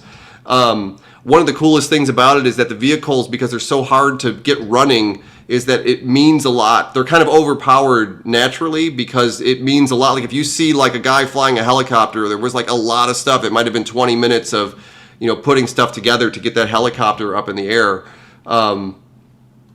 So yeah, go check it out. We did one of these already, but I think every time I bring up Death Toll, people seem to get hostile towards me, especially people in the CastleMiner community, because I think they felt like we were working on Death Toll when we should have been working on CastleMiner. It's sad to me because all of us put, we put 2 years of our lives and a lot of passion into making Death Toll. Like, I get that people really like CastleMiner, but like Death Toll wasn't a crappy game. It was really, really, and a lot of the things that we have in Death Toll will probably make their way eventually to CastleMiner Z. Like we had a whole system of like weapon attachments and things like that I would love to put into CastleMiner Z. But Death Toll was a game, I think that it kind of, we really struggled. It was a small team to make such a complicated game, and we kind of struggled to put the content together. So it looks a little bit funky, I think we probably could have done better on just tying everything up together. And my hope back then was that the game would come out and people would like it to redo things, but that never really happened. Yeah, go tonight and play a game of Death Toll. Like get together. I think you need, one of the problems is you need a lot of people. You need a minimum, I think, of 4 people. I think that it's all team based. So like 12 people is a really good size game for it. Like 4 teams of 3 or 3 teams of 4, because it's definitely like a team based game. Like you have to work well together, and a good team will just clean up in Death Toll. A good team working together. In fact, I think I'm trying to think if we won or not that night. Somebody here is talking about Lantern Land. Lantern Land was a bug. I want to make a separate video about that. I just haven't had time to do it. I want to make sure it does honor, because it's one of the biggest legends in the game. Lantern Land isn't in the game, but it actually, there's something out there to replace Lantern Land. One of the things that's amazing about this game is that the old CastleMiner game started to fall apart around, Lantern Land was at like 40,000 blocks, and a little bit further than that, you started to seriously have problems. In this version of the game, I've gone out to 2 million blocks without any problem, and there's a different world design, and there's lots of different towers throughout the entire world. So you'll keep running into other towers, and the towers look a little bit different from each other, and I want to do something with that. Where do you see game development headed over the next 10 years? Maybe AI will take over. 100%. I can tell you with certainty, you can record this video in September 16th, 2025. I'll tell you exactly where game development's going to go and the way it's going to work. 100%, it's going to be all AI. There's no question. I know there's so much hostility towards AI in the game industry right now, and it's unfortunate because it's really, really an amazing tool, and it's definitely where things are going to go. Duncan and I are sort of like AI industry leaders. Like Duncan was doing AI research for, I shouldn't say this stuff out loud. In fact, I'm going to retract this stuff. Duncan was doing AI research that had to do with game development stuff. And I had just finished starting like an AI FinOps company before I did this. One of the things that we looked at doing is different ways to employ AI in game development. But where I really see things going in the future is that graphics for the game will be generated by AI in real time on your computer. So I think what's going to end up happening is that game engines will be very, very simple. They'll be generating just like cubes and blocks. So if you wanted to make Call of Duty, for example, or Grand Theft Auto, you would have a game engine that only did the game mechanics with like cubes and blocks. Like there would be no graphics at all in the game. And the cubes and blocks would have prompts assigned to them, and your game would have a set of prompts. And what would happen is the video hardware, the GPU on your computer, wouldn't be used anymore to draw graphics. What it would be used to do is take this block-based game and turn it into a photorealistic game in real time. And the reason I say this is because this concept has been shown already, where they take screenshots of like GTA and they make them photorealistic. And it's a little bit slow right now because well, for two reasons. One of them is that the hardware isn't quite there yet, especially the hardware on your computer, and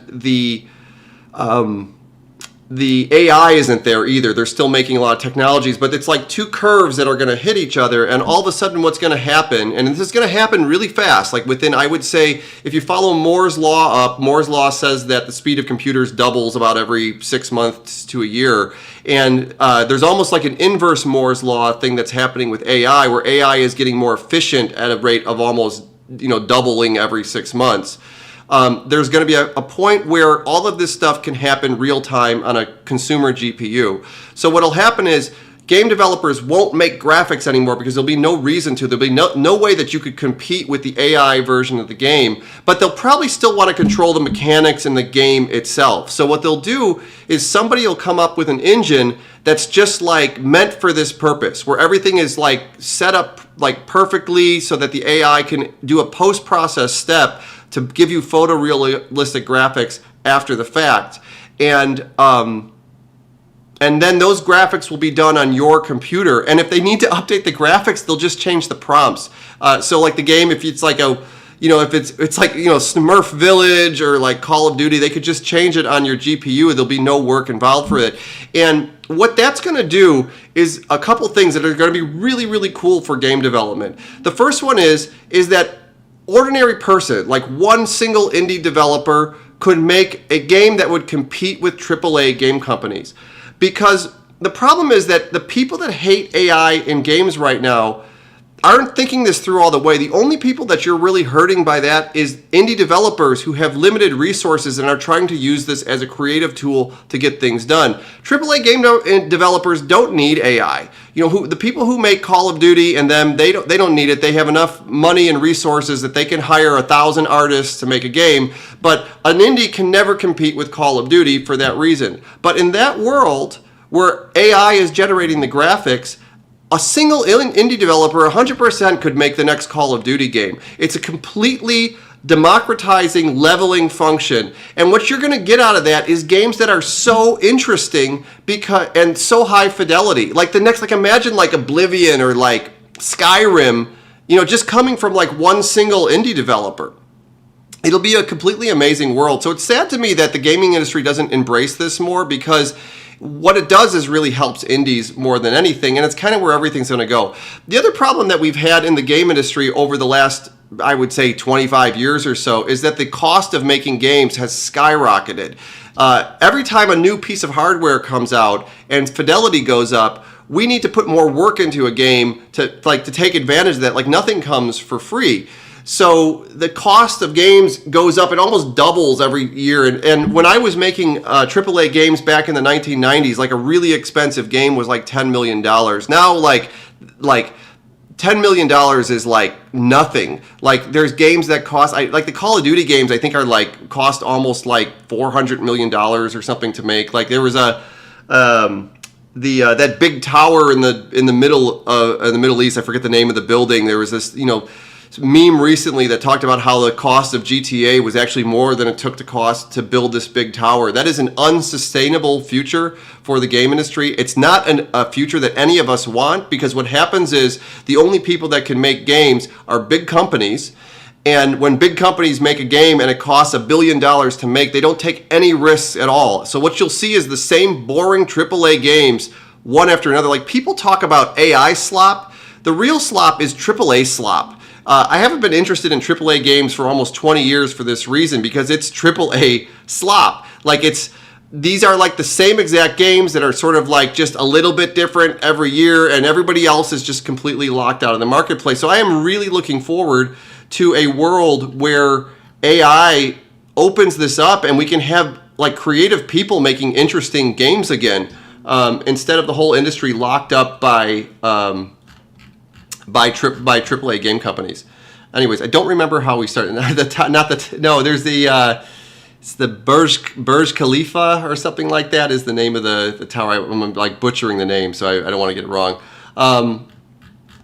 anyways, that is my AI rant for the game. With that said, because this is going to get cut up and put all over the internet, there is no AI in the game right now. So it is. I don't want to. I want to make sure people know that, because I don't want to do a disservice to the people working on the game that have done a lot of hard work. There's no AI generated stuff in the game right now. I don't know if that's going to always be true. So far, there hasn't been any reason to, but one of the things that will really affect this is our funding targets. So, like, for example, if all of our funding sources fall away, we are going to be forced to make a decision between not making the game and using AI in the game. So I really appreciate everybody supporting us in all ways, because we can definitely get this game. We were having a meeting about this today, about sort of how much it's going to cost for the game to get done in the from now until the very end, and that number is it's modest. Like, the funding sources will take us there, but if we don't have it, we don't have a choice. Like, all of us have put a lot on the line to put this game together. It's sort of like a make or break life thing for all of us, and I appreciate that you guys have come here to save us. But it's got to work. So if we're in a position where the game isn't going to ship and AI is the solution to get the game out the door, then that is something we'll do. But hopefully we won't come to that. And there is no AI in the game as it is right now. Will we take damage from lightning? No, I don't think that's going to happen. I thought about that, actually, as like, random lightning strikes, but something about that just seems like inherently unfun to me, to get struck by lightning randomly and just die.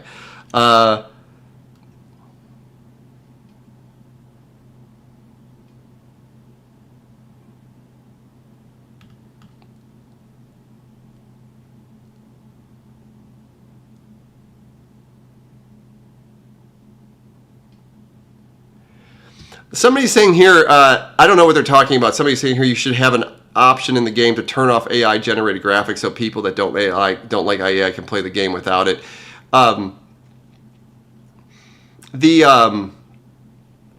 assuming you're not talking about our game, because there isn't any AI graphics in the game. But in that world that we're talking about, we actually, Duncan actually put a tech demo together that works exactly like this, where it was like a dungeon crawler game, and everything was literally just boxes.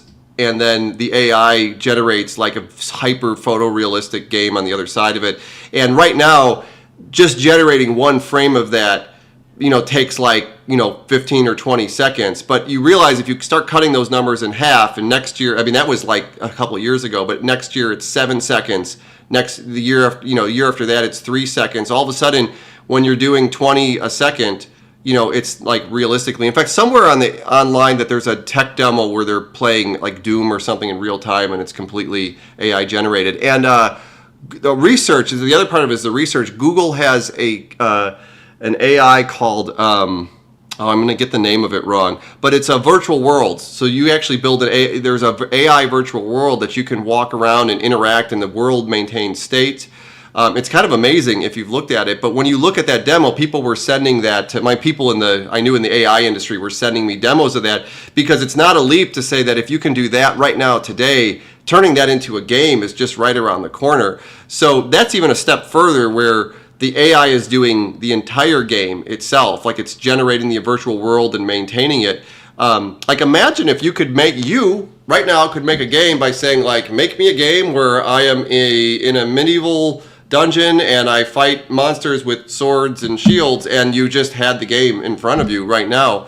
There would be no need for game companies anymore, and that's definitely a future that is going to happen at some point.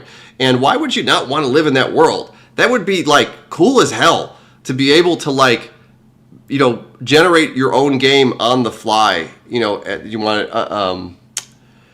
to. Anyways, are you interested in doing a VR games with you? I would like to make this game VR if it works out, but again, we need the resources to do this. So, like, I think the problem is that, like, if the game comes out and nobody plays it, it's going to be hard to justify doing anything else. So you guys wishlist the game. In fact, like, let's just do another plug here because we're kind of running up against the 2-hour mark here in the stream, and I really talked about a lot of random stuff here. Go to CastleMiner Z.com, Steam wishlist. It's free. It's the best thing you could do. I'm watching you guys. I'm gonna go right after this. I just checked the wish list before I came out. I'm gonna come back to see how many wish lists I got during the stream. So like, go off and wish list the game. Let me make sure I'm hitting all the questions here. Somebody said, will AI ironically save the game industry? I think it will. I don't like what's going on in the AAA game industry. I haven't worked in the AAA game industry in years. I don't like the stuff coming out of it. I did a stream of Battlefield 6 recently. I'm a huge Battlefield fan. It was a well put together game, but to be honest, I think the last one I played was like Battlefield 4, and I don't really perceive a whole big jump between one and the other. And I could only imagine, when I look at games, I just think about the millions and millions of dollars that it went into like doing that stuff. And it kind of sucks to be an indie in that world because, you know, like you look at things, you're like, well, you know, I wish that our weapons worked as good as that.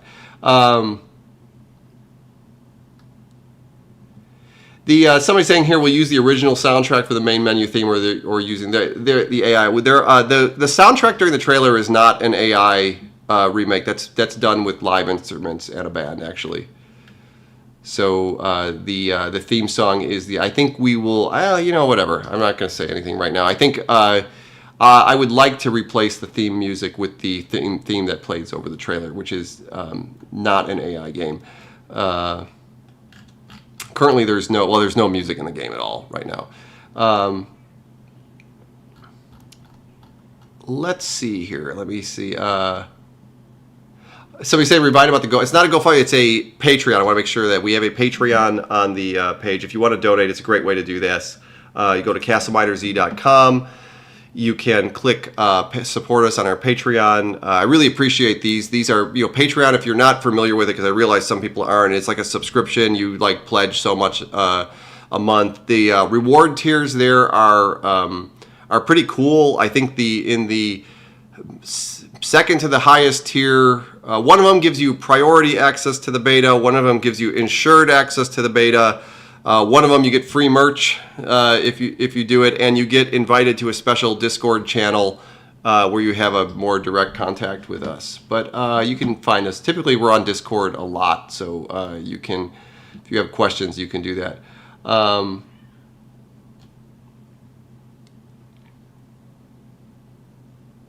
Let's see. Let's go through these questions. We're kind of hitting the 6 o'clock mark, so I think we're probably gonna stop soon. I've seen the stream as kind of the questions. Let me make sure I'm giving love to all the TikTokers out there that are watching our stream. Really appreciate. Somebody's saying we should put a banner for the Kickstarter. That's a really, really good idea. I think that when we launch the Kickstarter, we will put a banner on the streams. That's a really, really good idea. What engine is it? Yes, we're using Unreal 5.6 now, which is the newest version of Unreal, and we will probably ship with whatever the newest Unreal of Unreal is. I think these are really, it's really great to see. There's a lot of questions here that are repeats of old stuff on, you know, that we answer a lot, but this means that on TikTok there's like new people following us, so I really appreciate that. Somebody, I like this. Somebody saying, "Can you explain the game?" Never heard of it. No offense. So I don't know. Maybe people could do this in the chat. CastleMiner Z was the best-selling Xbox indie game. It was sort of like Minecraft with guns. A lot of people describe it. It's survival horror Minecraft, so you're in a block-based world, and there's dragons and monsters, and you have to craft weapons, and the feel of the weapons is really good. Like, we go for like a Call of Duty style set of weapons. I'm looking at the TikTok chat. Somebody said I don't look at the TikTok chats. I'm looking at the TikTok chats right now, so totally I'm looking at the TikTok chats. Yeah, I gotta flip back and forth, so it's a little bit difficult for me, but I can hit your stuff there. When do we plan on releasing the full remastered version? We're officially, the thing is Q4 2025. That was a wild ass guess, but we are. I think it's probably going to be early in the next year. Is probably a guess. We can't really afford to work on this game forever, so like we are desperately and trying to work on it. I'm saying it took longer than we thought, but also coming out way better than it is. Somebody saying CastleMiner 2. I think that's a good thing. I think that I was reluctant to call it CastleMiner 2, first of all, because I thought that was a boring title, but also I wanted it to be somewhere in between. Like I wanted it to be enough like the original game and not just like a complete reboot, like something that still reminded you of the original game. Yeah, we're going back here pretty old, but yes, if you're on TikTok right now, I am totally looking at your comments. Somebody's asking here, do we have plans for new story elements like lore blocks or points of interest? And we do. We've talked a lot about the lore of the game, and I think I want to do something special around that. But I also don't want to ruin it for people. Like, I don't like if you had your own.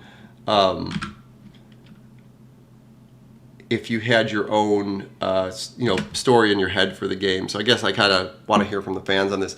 I realized what we didn't do on this stream as I was talking so much about the game industry and the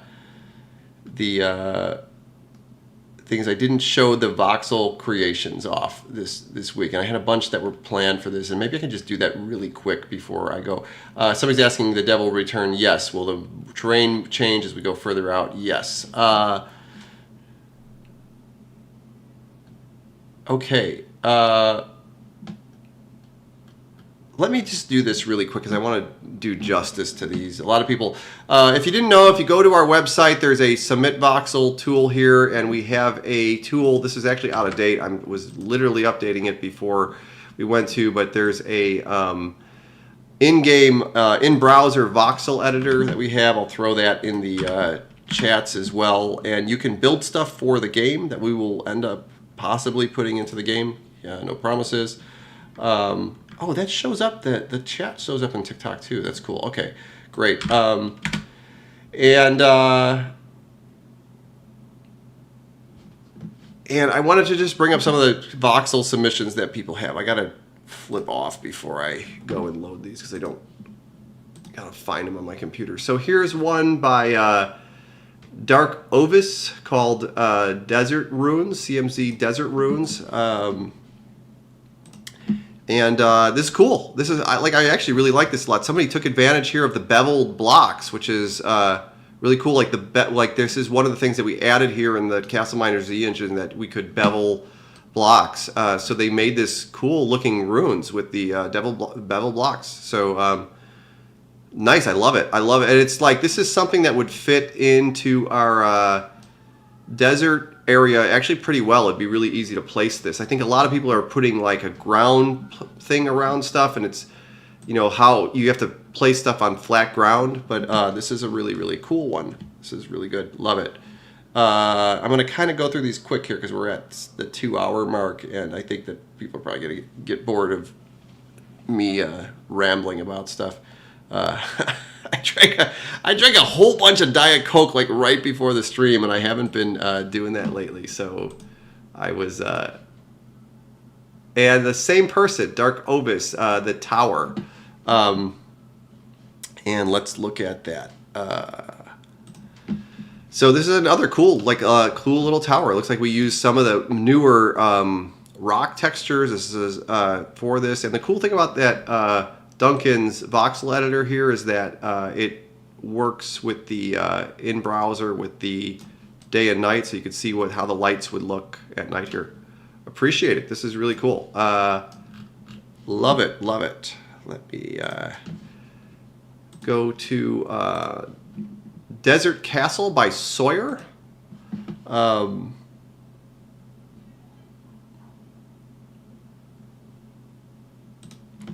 Another really well put together creation. Let's see if we can look inside of this. Oh yeah, and there's hieroglyphics in here in the inside of the thing, like taking advantage of the beveled blocks and the hieroglyphics.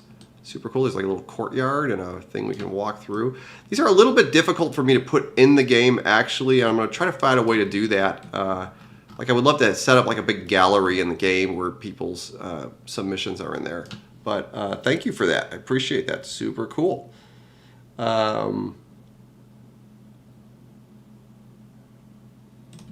We got a couple more here we're going to show off.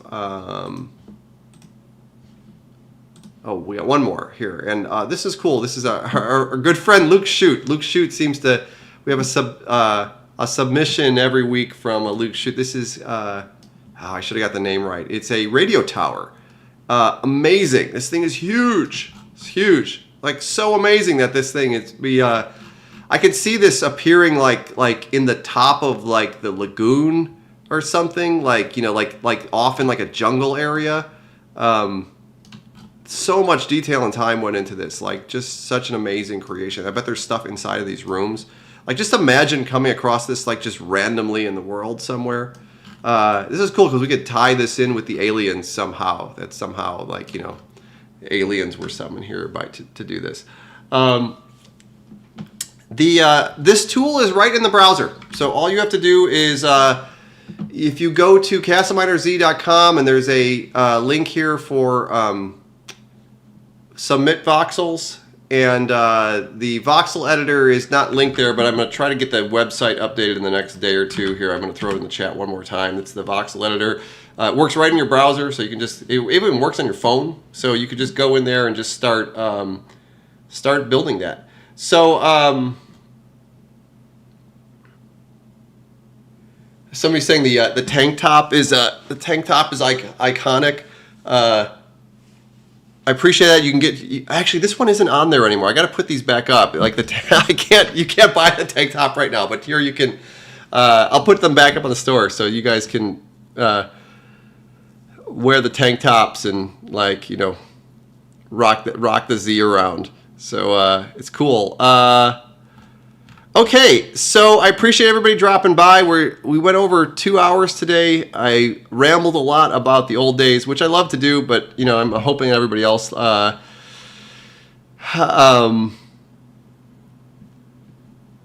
I appreciate somebody saying they want to rock the tank top in game as like an add-on for their character, and I think that'd be hilarious. I appreciate everybody coming by. I appreciate all the TikTok people. I feel like the TikTok people were feeling like they were left behind here, and I'm gonna leave out here with the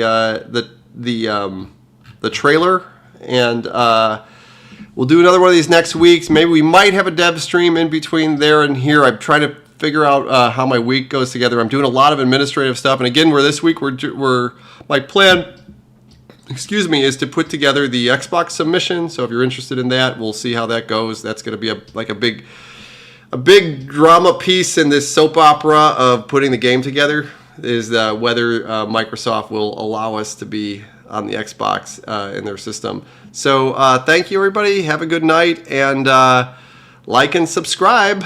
Bye-bye.